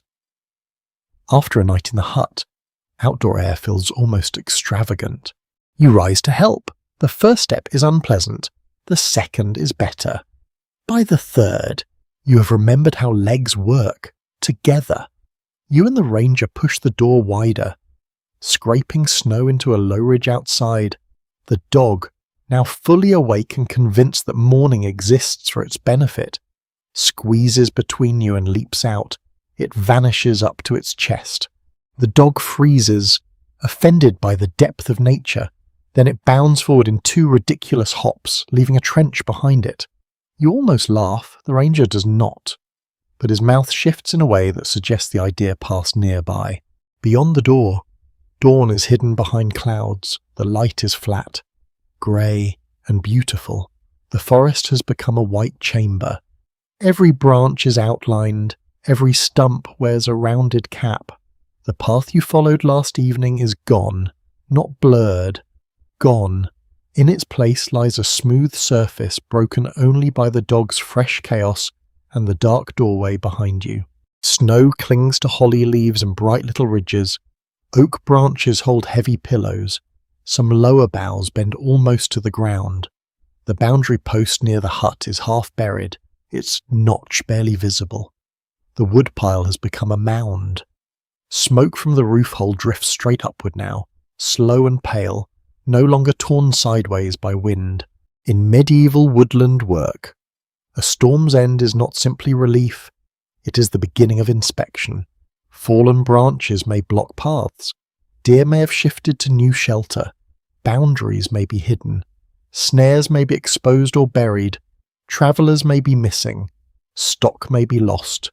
Roofs may need clearing. The morning after snow demands eyes, hands, and decisions. Rest ends the moment visibility returns. The ranger steps outside with his staff and tests the snow. It is deep, crusting slightly at the top, softer beneath. He looks toward the roofline, then gestures for you to stand clear. With the staff, he knocks at the lower thatch edge from below. Snow slides down in a thick sheet and collapses beside the wall. The sound is soft but heavy. He does it again, section by section, easing weight from the roof. It is not glamorous work, it is very important work, which is the category history most often forgets. A small country belief, half joke and half caution, held that the first creature to cross fresh snow near a dwelling could shape the day's luck. A bird meant one thing, a fox another. A dog something less mystical and more muddy. Whether anyone in this hut cares deeply about such signs is unclear, but the dog has already stamped its opinion across the morning. If fortune can be measured by enthusiasm, the day may yet be saved. Interpretations of weather signs in medieval rural life remain slippery because written sources often come from clerics, elites, or later collectors, while practical sayings pass through households without bothering to become documents. What seems like superstition in one account may be compressed observation in another. If snow lies heavy on a certain branch, it may predict not fate but the need to move before the branch drops. In this forest, wisdom often wears old clothing. Martin tries to stand and immediately regrets it. His ankle will not carry him well. The ranger notices without turning fully. He points to the bench. Sit. Martin sits. There is no room for pride before breakfast, assuming breakfast can be called that. Breakfast is leftover pottage loosened with melted snow and warmed slowly. The ranger adds a few crumbs of bread and stirs until it becomes something between food and argument. You receive a small portion. Martin receives one too. The dog receives nothing at first, then stares at everyone so powerfully that a crust eventually appears in its direction. Diplomacy continues. The warmed pottage tastes smokier than last night and thinner, but it spreads heat through you all the same. You eat beside the open doorway, where morning cold and hearth warmth meet across your knees. Outside, the forest waits in its new form. No track back, no easy road forward, just snow, trees, hidden ditches, and the ranger's knowledge. The ranger finally takes Martin's message pouch from the shelf and hands it back. Not trust completely, perhaps. More a decision that the matter can travel with him when he can travel. Martin receives it with both hands and tucks it under his tunic beside the bent badge. His face shows relief, quickly hidden. Then the ranger wraps his cloak, takes the horn, staff and billhook, and prepares to step farther out. Inspection cannot wait. The hut has survived the night, but the forest must now be read. You stand at the threshold, warm bowl in hand, watching snow fall from branches in the pale morning. The storm has ended without revealing victory or defeat. It has simply changed everything, and now the people who remain must learn the new shape of the world. You step out after the ranger, and the snow takes your foot almost to the shin. For a moment, you simply stand there, astonished by how much world has fallen from the sky while you are trying to sleep on straw and negotiate peace with fleas. The hut behind you exhales smoke through its roof hole. The doorway glows faintly orange. In front of you, the forest spreads in white silence, not empty, never empty, but rewritten. The track is gone, the ditch is gone. The low banks are gone. Even the familiar shapes from last evening have become rounded and uncertain, as if the trees have put on heavy cloaks and are pretending not to know you.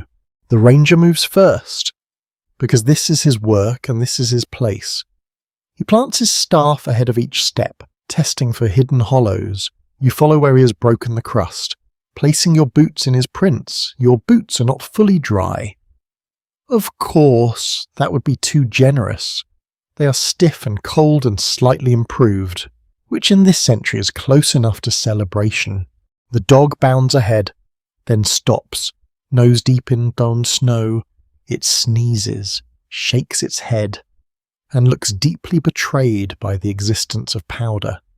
Then it catches a scent and begins to zigzag with sudden purpose. The ranger gives one low call. The dog pauses, resentful, but returns. Fresh snow is a page, and he does not want it scribbled over before he reads it.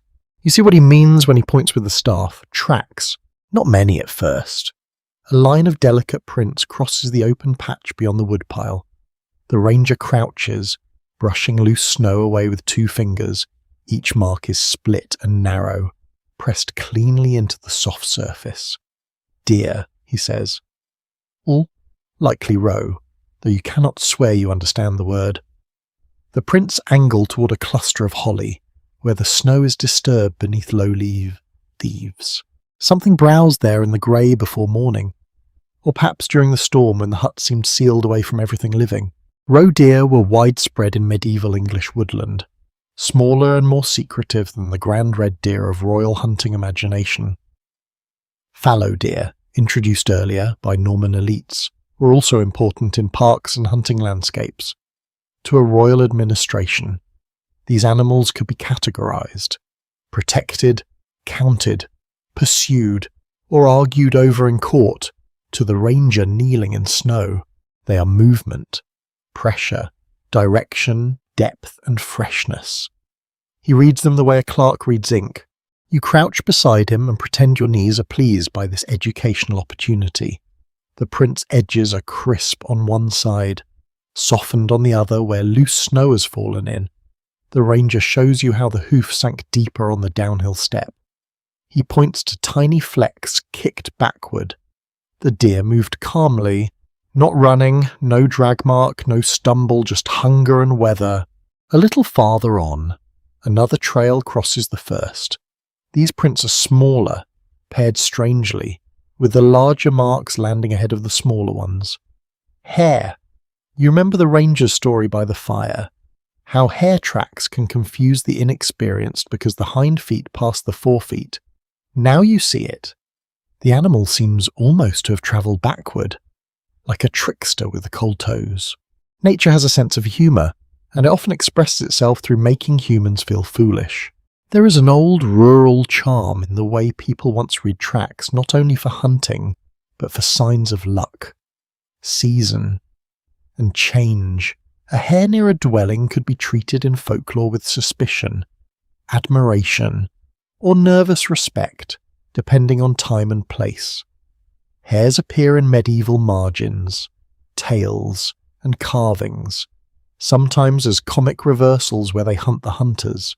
Imagine a manuscript painter smiling as he gives a hare a trumpet or sword after a night like yours. You support any small creature willing to challenge the management. Interpreting such animal imagery is still tricky for modern experts, since a hare in a manuscript border might be a joke, a moral symbol, a visual game, a local reference, or simply a painter enjoying chaos. The forest itself offers fewer explanations. The hare crossed here. It was alive, it knew where it was going, which is more than you can say for yourself last night. The ranger rises and turns toward the hut's far side, where the snow lies less smooth. Here the page has been disturbed. Human prints. You feel the change immediately. The ranger's whole body narrows into attention. The dog lowers its head. You step carefully, afraid to spoil the signs. The prints come from the darker line of trees east of the hut, not from the direction where Martin claimed to approach. They are partly filled, which means they were made before the storm ended, perhaps during the night. One set, maybe two.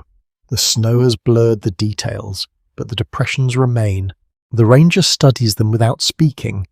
A heel, a toe, a slide where someone lost footing, then a deeper mark near a sapling, as if a weight was shifted.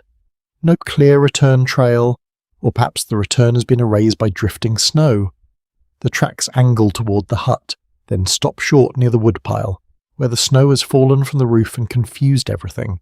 You think of the sound in the night, the faint crunch, the dog's low growl, the ranger holding the horn. You thought it might have been snow falling from a branch. It may have been that, it may not.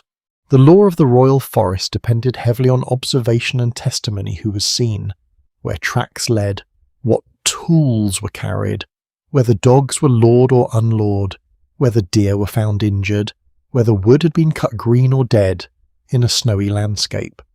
Tracks can become evidence, but fragile evidence.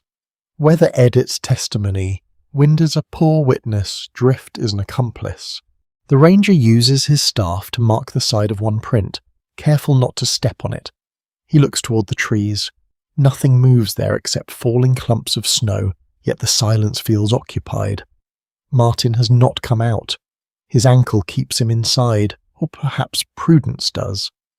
You glance back at the hut. Smoke rises. The open door is a warm, dark light in the whiteness. Oh, for the first time. You wonder if the knock was the only visitor in the night. The ranger follows the prints toward a low branch. Beneath it, something has brushed snow from the bark. He leans close and pinches a caught fibre between his fingers. A thread, dark wool, perhaps. He rolls it, lifts it to his nose, then lets it fall into his palm. Not enough to accuse anyone, enough to remember. A few paces farther. The dog finds something under the snow and paws at it. The ranger stops it with a sharp word, then kneels and clears the surface carefully. A cord loop appears, stiff with frost, tied to a bent sapling, a snare. Not large enough for deer, you think at first. The ranger's face says the size may not matter as much as the placement. It lies near a narrow run between brush, where smaller animals might pass. Hare, fox, perhaps. But in a royal forest, even small taking can be complicated, depending on rights, season, and who is doing it. Hunger leaves loops where law would prefer signatures. He cuts the snare with his knife and coils it around his hand, and his expression remains flat. But you sense anger beneath it. Not hot anger, not dramatic, but tired anger. A man has walked near his hut in the storm and set cord where he should not. Or a man set it earlier and the snow has only now made it visible. Either way. The morning has begun with work. You follow him onward until the snow deepens near a hollow. There, the human tracks vanish completely in a drift. The forest has swallowed the rest. The ranger stands still, looking across the white ground. His breath rises slowly. You stand beside him, cold seeping through your boots, and understand that the snow is both revelation and concealment. It shows what mud might hide, then hides what it chooses. It records with one hand and erases with the other. Behind you, the hut waits. Ahead, the royal forest extends under clouded dawn. Somewhere within it are deer paths, poacher paths, official boundaries, animal shelters, fallen branches, buried snares, and the human need that never stays neatly outside the law. The ranger turns back at last, snare in hand. There is no triumphant discovery, no neat answer, no culprit stepping from behind an oak to explain himself for the convenience of the story. There are only marks in snow, a cut cord, a thread of wool, and the quiet knowledge that the night was not as empty as it sounded. You follow his footprints back toward the hut, placing your boots carefully into the dents he has made. The dog trots behind, nose low, still reading what you cannot. Above, branches release their loads in soft falls. The world keeps changing, one small collapse at a time. You return to the hut with snow clinging to your boots and the cut snare hanging from the ranger's hand like a question no one wants to answer too quickly. The dog trots ahead, proud of having assisted with the investigation by placing its nose into every available patch of forest. Smoke rises from the roof hole in a thin, steady column, and for a moment the hut looks almost gentle against the whiteness, as if it has not spent the night being smoky, cramped, suspicious, and full of rustling tenants in the thatch. Martin watches from the doorway. He has managed to stand, though most of his weight rests on the good foot. His face tightens when he sees the snare. The ranger notices. Of course he notices. The ranger could notice a guilty leaf. No one speaks at first. The cut cord swings slightly in the ranger's hand. The morning silence gathers around it. Martin looks from the snare to the ranger, then down at the snow near the threshold. If he recognizes the cord, he does not say so. If he is innocent, he has the misfortune of looking exactly like a man trying to appear innocent while tired, injured, and cold. The ranger steps past him into the hut and lays the snare on the bench. He does not accuse, not yet. Accusations require shape. And the snow has given only fragments prints from the trees. A dark fin, a cord loop, the memory of sounds in the night. That may be enough for suspicion, but suspicion is not the same as proof, even in a world where proof can be rough and local. You step inside, and the hut's warmer air closes around you. It smells stronger after the clean snow outside, smoke, damp wool, old straw, warmed pottage, dog, and human unease. The fire has been coaxed up a little, and a small pot of melted snow sits near the edge for washing hands or thinning breakfast or simply existing as the morning's modest luxury. Water without a walk to the stream is no small thing. The ranger checks the hut before anything else. This seems almost rude to the dramatic possibilities of the snare. But the building has needs that do not wait for moral clarity. He looks at the shutter strap, presses the moss packing deeper into the gap, tests the door hinge, then steps outside again to scrape packed snow away from the lower wall. Moisture against daub is trouble. Freeze and thaw will worry at any weakness.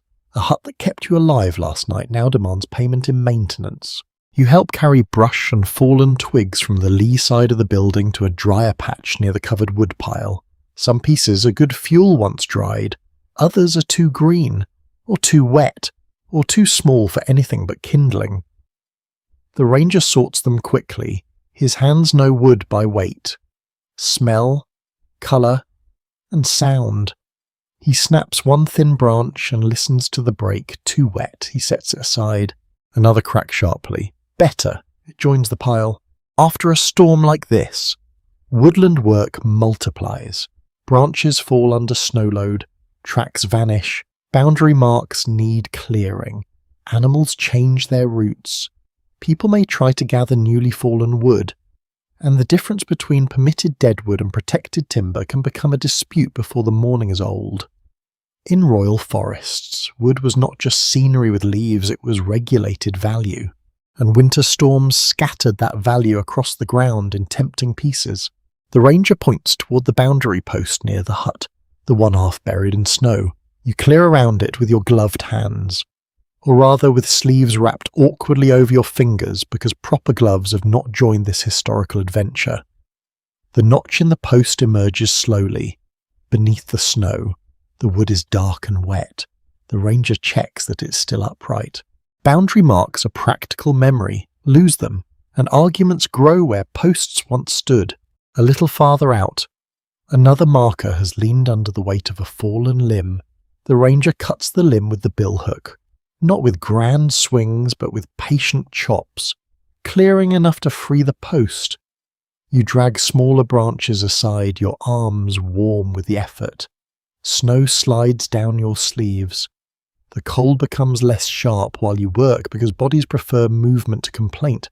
This is one of history's least glamorous truths. Labour can be miserable and life-saving at the same time. There is an old woodland custom called pannage, by which pigs were turned into woods in autumn to feed on acorns and beech mast, often for a fee in managed forests. By deep winter, the pigs are gone from such browsing. But the memory of that seasonal economy remains in the trees.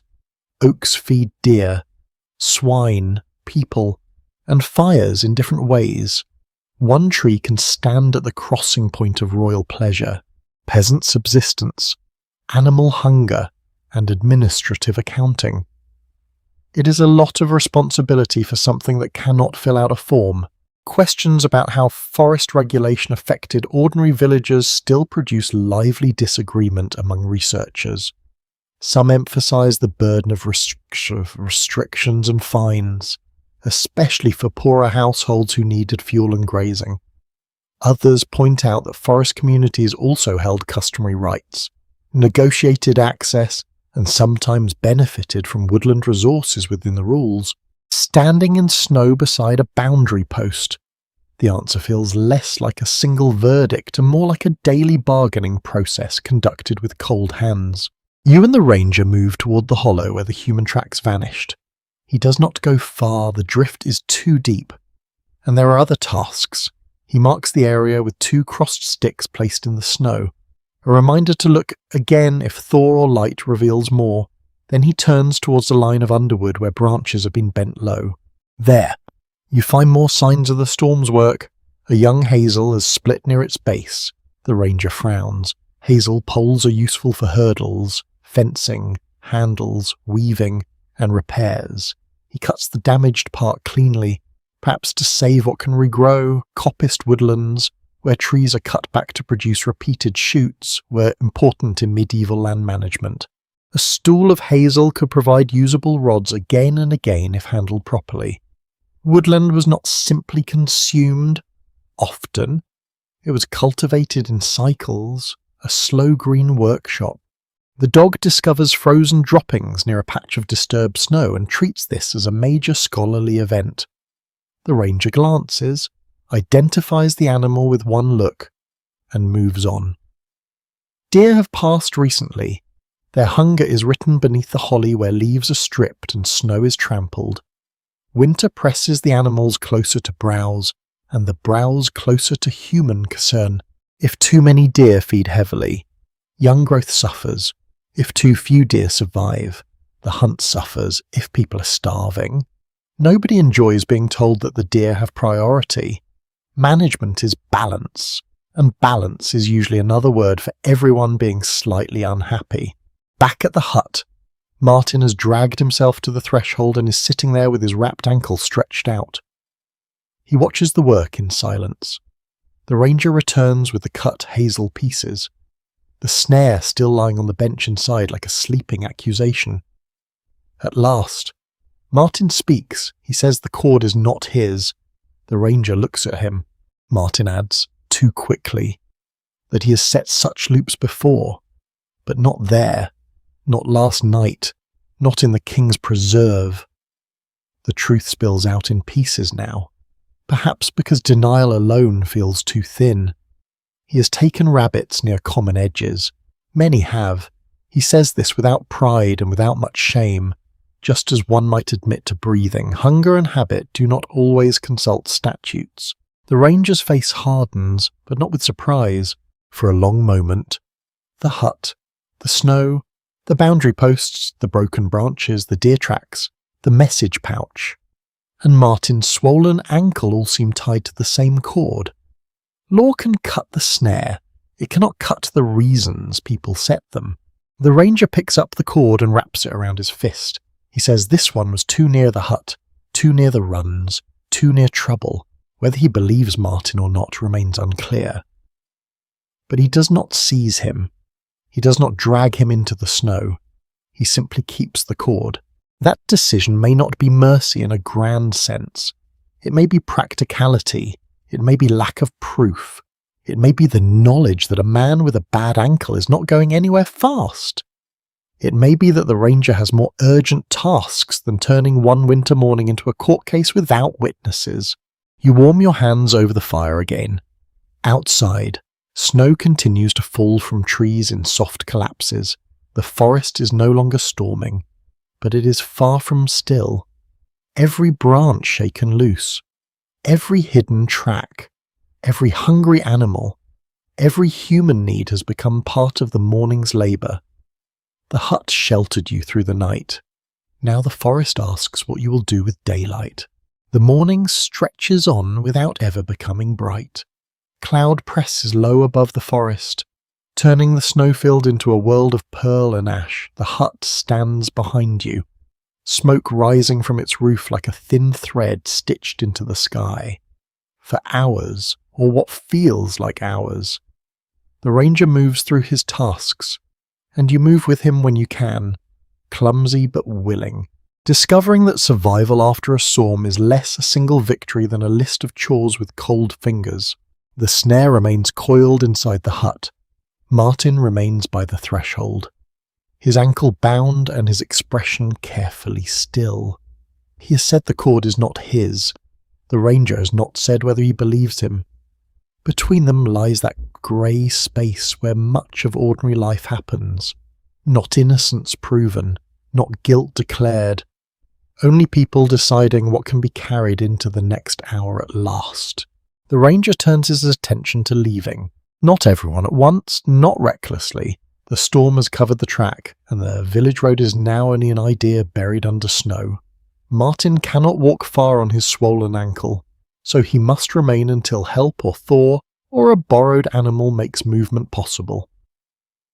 The ranger will not abandon the hut entirely, but you, traveller of uncertain usefulness and damp socks, may be guided to a safer route toward the forest edge, where the land opens and the way can be found by hedges, fields, and perhaps the smoke of cottages. The ranger studies the sky, then the trees, then the snow near his boots. It is not a dramatic consultation, but it holds more value than any map in your pocket would if your pocket had survived the century. He knows where the old track curves by the hollow, where the ground dips towards the stream, where a bank rises above the worst drifts, where a line of pollarded trees marks a boundary that will lead eventually toward open land. He does not need the path to be visible. He carries the path in his body. Before you leave, there is preparation. Your cloak comes down from the peg, stiff, smoky, and only partly dry. You put it on anyway, because the alternative is being cold in a more honest fashion. The wool settles heavily over your shoulders. It smells so thoroughly of the hut that you suspect small pieces of last night now belong to you permanently smoke, pottage, damp straw, dog, and the faint sour trace of fear. The ranger checks your boots with a critical eye. They are not good, but they are usable. He wraps strips of cloth over the worst gaps and ties them tight. This is not stylish. If a modern fashion editor appeared in the snow to comment, the ranger would likely hand them a billhook and invite them to be useful. The cloth may keep out a little snow, slow, a little wet, by a little warmth in winter. Little things are not little. Martin watches from the bench. When you glance at him, he nods once. His face is tired but softer than it was in the night. He still carries his sealed pouch under his tunic. The message has not reached its destination. The mill wheel, the timber dispute, the reeve or bailiff waiting for news, all of that remains unfinished. Medieval communication often depends on bodies continuing to function. A twisted ankle can delay authority. Snow can pause administration. A storm can hold back a command as surely as a locked gate. The ranger gives Martin instructions before leaving. Crisp and practical. Keep the fire low, do not waste fuel, do not open the door except to clear snow, touch neither horn nor bow unless need is plain. If anyone comes, ask names before lifting the bar. Martin receives these rules with the solemnity of a temporary apprentice, or a prisoner trusted just enough not to freeze. The dog, however, is coming with you and the ranger. It is apparently decided that outdoor investigation is preferable to watching an injured man be boring. You take one last small drink of warmed ale. It is smoky, thin, and oddly comforting. Then the ranger lifts the door bar, and cold morning pours in. Outside, the world is still bright without sunlight. Snow squeaks underfoot. The air feels clean enough to bite. You step down from the threshold and look back once. The hut is humble, low, patched, and smoke-darkened. Yet after the night you have spent inside it, it seems almost noble. Not noble like a castle with banners and stone towers, noble like a cracked bowl that still holds broth, noble like a hand that opens the door in a storm and closes it again against the wind. You follow the ranger into the trees. He breaks the way with his staff, planting, testing, stepping. You place your boots into his marks, just as before. The dog ranges ahead in small loops, then returns, pluming snow from its muzzle. At first, the hut remains visible behind you, a dark, low shape against white. Then branches pass between, then a rise hides it. Its smoke lingers longer than the roof itself, a faint line rising above the underwood before thinning into cloud. The royal forest feels different now. Last evening it was a place you entered. Today it is a place you're leaving, and leaving makes every detail sharper. The holly leaves shining under snow, the oak trunks black with damp, the bent hazel rods, the low tunnel where a hare has passed, the half-buried boundary post cleared now at its base, the invisible line between lawful wood and forbidden cutting. You carry them with you, not as facts in a neat row, but as textures on the mind. In the 13th century, royal forests in England had already been sources of tension for generations. Earlier kings had expanded or defended forest rights, and communities often resented restrictions on land use. Reforms such as the Charter of the Forest in 1217 had reduced some burdens and confirmed certain liberties. But forest law and local grievance did not simply vanish. By 1263, those older tensions still lived in practice in the gathering of wood, the keeping of dogs, the taking of game, the paying of fines, and the daily negotiation between survival and authority. You feel that negotiation in your legs as you walk. The ranger is not a villain of the forest, Martin is not a hero of hunger, the king is not present. Yet his rights shape the snow under your boots, a deer may browse legally. A hungry person may step illegally, and a branch broken by storm may become either permitted fuel or contested property depending on who sees it first. The forest is not wild in the way modern imagination likes. It is watched, named, valued, argued over, and still somehow beyond anyone's full control. A small oddity comes back to you as the dog plunges nose first into a drift in some medieval forest regulations. Dogs kept near royal forests could be subject to rules meant to prevent them from chasing deer. In certain places and periods, this involved the controversial practice known as lawing, where a dog's claws or pads might be altered to limit pursuit. The details varied, and enforcement was not uniform. But the very idea shows how deeply the forest reached into ordinary life. Even a village dog could become a legal problem with 4 legs and a tail. How widely such rules were applied in everyday communities remains uncertain, and the surviving evidence can be uneven, local, and shaped by official concerns. Some historians read these measures as signs of harsh royal intrusion. Others caution that written rules do not always show how often people obeyed, ignored, negotiated, or avoided them, the dog ahead of you. bounding through snow with scandalous enthusiasm, offers no comment on policy. The ranger leads you along a line of trees whose branches have been cut high above the reach of browsing animals. Pollarding, he tells you, though the word reaches you through weather and accent. Cutting branches above ground level allows new growth while protecting shoots from livestock and deer. You look up at the strange shapes, trunks topped with knuckled crowns, and understand that even the trees bear marks of human compromise. Cut, but not killed. Used, but renewed. Managed, but still alive. Beyond the pollards, the land lowers toward a stream. The snow hides the banks, so the ranger tests each step carefully. Water murmurs beneath a skin of ice, a secret sound under whiteness. The dog is forbidden to go first, which it accepts with theatrical misery. You cross where a fallen trunk and packed snow make a narrow bridge. Your boot slips once. The ranger's hand catches your sleeve. Not dramatic, just firm. You recover and pretend your heart did not attempt to leave. On the far side, the trees begin to thin. At first it is subtle. More space between trunks, a pale openness ahead. The faint line of a hedge under snow. Then, through the grey morning, you see distant smoke from cottages or farmsteads. It rises low and steady, several threads against the sky. Human settlement, field sleeping under winter, a church tower, perhaps half blurred by cloud. The sight pulls something in your chest. The ranger stops at the edge of the denser wood. He will not go farther now. His duty remains behind him, the hut. Martin, the snare, the deer tracks, the boundary posts, the morning inspection unfinished. He points the way. Follow the hedge. Keep the stream to your left until the road rises. Avoid the low meadow where snow hides the marshy ground. Watch for the mill lane, if the weather turns. Find the first house and do not be proud. You nod as if you could remember all of that perfectly. He studies your face, recognizes the problem, and repeats the key part more simply: hedge is stream left, higher road, that you can manage. For a moment, neither of you moves.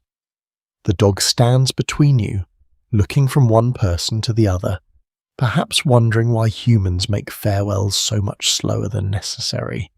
You want to thank the ranger properly, but the words feel too modern, too polished. Thank you for the smoke, the pottage, the suspicion, the flea diplomacy, the survival. It is a lot for one sentence. You offer what you can. A nod, both hands briefly clasped, a quiet blessing for his hearth. He accepts it with a grunt. Then you turn towards the open land behind you. The royal forest waits in snow and law and Schultz. Ahead, the hedge line leads away. Your clothes carry the hut's smoke. Your feet carry the ache of the night. Your mind carries the glow of embers, the knock beneath the wind, the stag in dream, the cut snare in the morning, and the ranger sitting near the door between duty and mercy. You begin to walk, placing one foot carefully before the other, leaving fresh prints across the white edge of the forest. For a little while, they remain clear behind you. Then loose snow begins to drift into them, softening the marks, as if the woodland is already keeping its own version of your passing. You look back once from the thinning edge of the royal forest. The ranger is still there beneath the trees, a dark figure against the snow, staff in one hand, dog at his side. Both of them already turning away from you and back toward the work of the woods. He does not wave. A wave would feel oddly theatrical now, and the ranger is not a theatrical man. He has a hut to tend, an injured stranger to watch, a snare to remember, boundaries to clear, deer trails to read, and a long grey day ahead. Farewell, in his language, is simply the fact that he has pointed you towards safety and not called you back. The dog does look after you for a moment. Then it sneezes into the snow, decides sentiment is inefficient, and trots behind the ranger. That seems right. You stand with the forest at your back and open fields ahead, and the difference is immediate. The trees no longer crowd close. The sky widens, though it remains low and clouded. The snow lies over hedges, stubble, frozen furrows, and sleeping pasture. In the distance, thin smoke rises from cottage roofs, somewhere a cock crows late. Confused by the dimness, somewhere a door opens, and a woman or man begins the ordinary battle with winter fire. Water, animals, bread, work. Yet before you go, you turn one last time toward the hidden hut. You cannot see it now. Branches, drift, and distance have swallowed it, but you know where it sits, low roof under snow, walls patched with daub, hearth breathing under ash, wet cloaks steaming, Martin near the bench with his ankle bound, the snare coiled like a question, the message pouch tucked once more against his chest. You know the cellar, that place, smoking wool, peas and barley, insert, damp straw, leather, dog, cold air slipping through a shutter. The scent has entered your cloak and hair so deeply that you carry the hut like a second, rougher memory. For all its discomfort, the hut has become precious in retrospect. This is one of the unfair tricks of history and travel. A hard bench becomes charming once you are no longer sitting on it.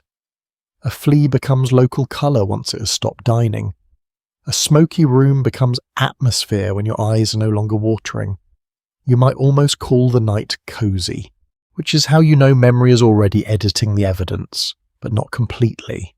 You remember the cold honestly, the ache in your feet, the creak of the roof under snow, the knock at the door, the ranger's hand near the horn, the way Mercy opened the door only a little at first, with caution standing beside it. You remember Martin's shivering hands around the cup, the dog's gradual diplomacy, the extra scrap of wool tossed without comment. You remember that survival was not one noble gesture but many small ones. Repeated bank the fire, seal the shutter, share the bowl, check the roof, cut the snare, read the snow. Medieval woodland life often balanced official authority and intimate necessity. Royal forests were not empty wildernesses. They were inhabited, worked, regulated, resented, valued, loved, and feared.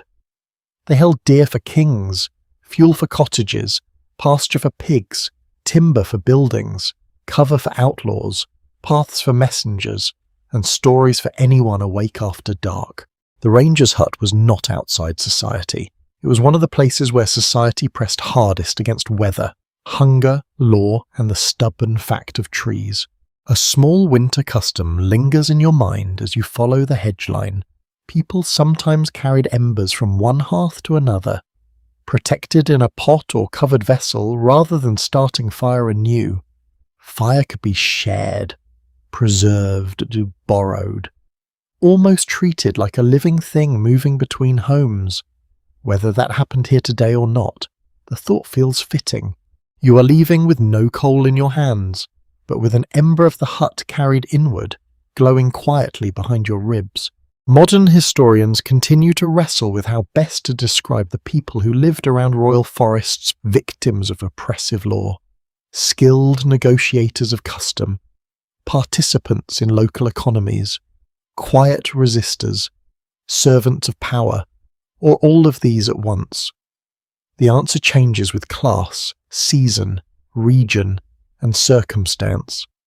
After your night in the hut, tidy labels feel too thin.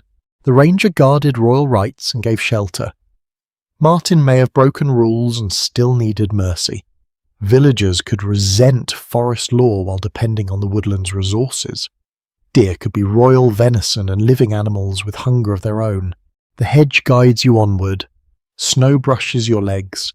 Beneath the white surface, the ground rises and falls unevenly. The stream remains to your left, hidden sometimes by reeds, sometimes heard beneath ice as a low, secret murmur. You walk slowly, conserving warmth, placing each boot with care. Your cloth-wrapped footwear is not elegant, but it holds. The ranger's directions stay with you hedge. Stream left, higher road. Simple words, but strong enough to lead a person out. As you move farther from the forest, sound returns by degrees. A crow calls from an ash tree. A distant axe knocks wood. Somewhere. Livestock low from a byre, impatient for feed. These sounds feel almost loud after the padded silence under the trees. Human life is waking, not brightly, not comfortably, but with the practiced determination of people who have survived many mornings without expecting applause. You reach a slight rise and see more clearly now a cluster of cottages, a church tower, a mill lane bending pale under snow. Smoke lifts from hearths in thin columns. The sight is ordinary and therefore beautiful. No grand castle, no royal hunt, no illuminated manuscript stag, just roofs, fields, work, and warmth waiting in small imperfect portions. You pause at the rise and look back again. The forest forms a dark band beneath the grey sky. Somewhere inside it, unseen now, the ranger returns to his hut. Perhaps he questions Martin again. Perhaps he says nothing until the fire needs tending. Perhaps he walks later to examine the hidden drift where the tracks vanished. Perhaps the snare becomes a note in wax, then a memory, then nothing preserved at all. Most human moments do not become records. They become weathered actions, absorbed into ordinary days, yet you have seen them, or dreamed them close enough to understand. You carry away a gentler respect for medieval survival, not as a heroic posture, but as patience under pressure. People endured cold, law, hunger, damp, suspicion, and long nights with tools that seem poor only if you forget the skill behind them. A strip of cloth in a shutter gap, a pot of pottage, a dog's warmth, a staff testing snow, a boundary post cleared by hand. These are not small things when the storm is real. The road ahead rises, your prints follow behind you, dark at the bottom, already softening at the edges. The forest keeps its silence. The hut keeps its fire. And you keep walking, wrapped in smoke, memory, and the last warmth of a place that was rough enough to be true. Word count 1158. Now the road grows quieter beneath you, and even the cold seems to loosen its hold. The forest no longer presses close. It rests behind you, folded in snow, keeping the ranger, the dog, the hut, the embers, and all those half-told stories beneath its white and patient hush. Your steps become slower in the mind now, softer, lighter. The hedge fades into a pale line, the cottages blur into warm shapes. Smoke rises and thins until it is almost part of the cloud. There is nothing more you need to solve. The snare can wait, the message can wait. The king and his laws can wait outside this drowsy little circle of thought. For now, there is only the memory of shelter. A low hut in the royal forest, a roof holding under snow, a hearth breathing red beneath ash, a bowl passed from hand to hand, a stranger allowed inside, a dog sighing beside the fire, and you, wrapped in rough wool, listening as the storm turns the whole world quiet. Let the sounds grow smaller, the branch settling, the ember ticking, the soft breath of sleeping people, the faint brush of snow against a shutter that holds.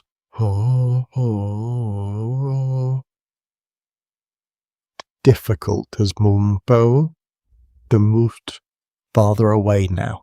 Everything sharp has rounded, even the long cold hour has become only a shadow behind the glow. You do not have to walk anymore. You do not have to watch the door. You do not have to read the tracks in the snow. The hut has done its work. The fire has kept its promise. Morning has come, muted and grey, but gentle enough. So let the royal forest fade into distance. Let the snow cover the path. Let the old trees stand guard while the last smoke slips upward and disappears. Rest now in that quiet warmth. Nothing is asked of you. Nothing is waiting at the door. Only sleep, soft as falling snow, sweet dreams,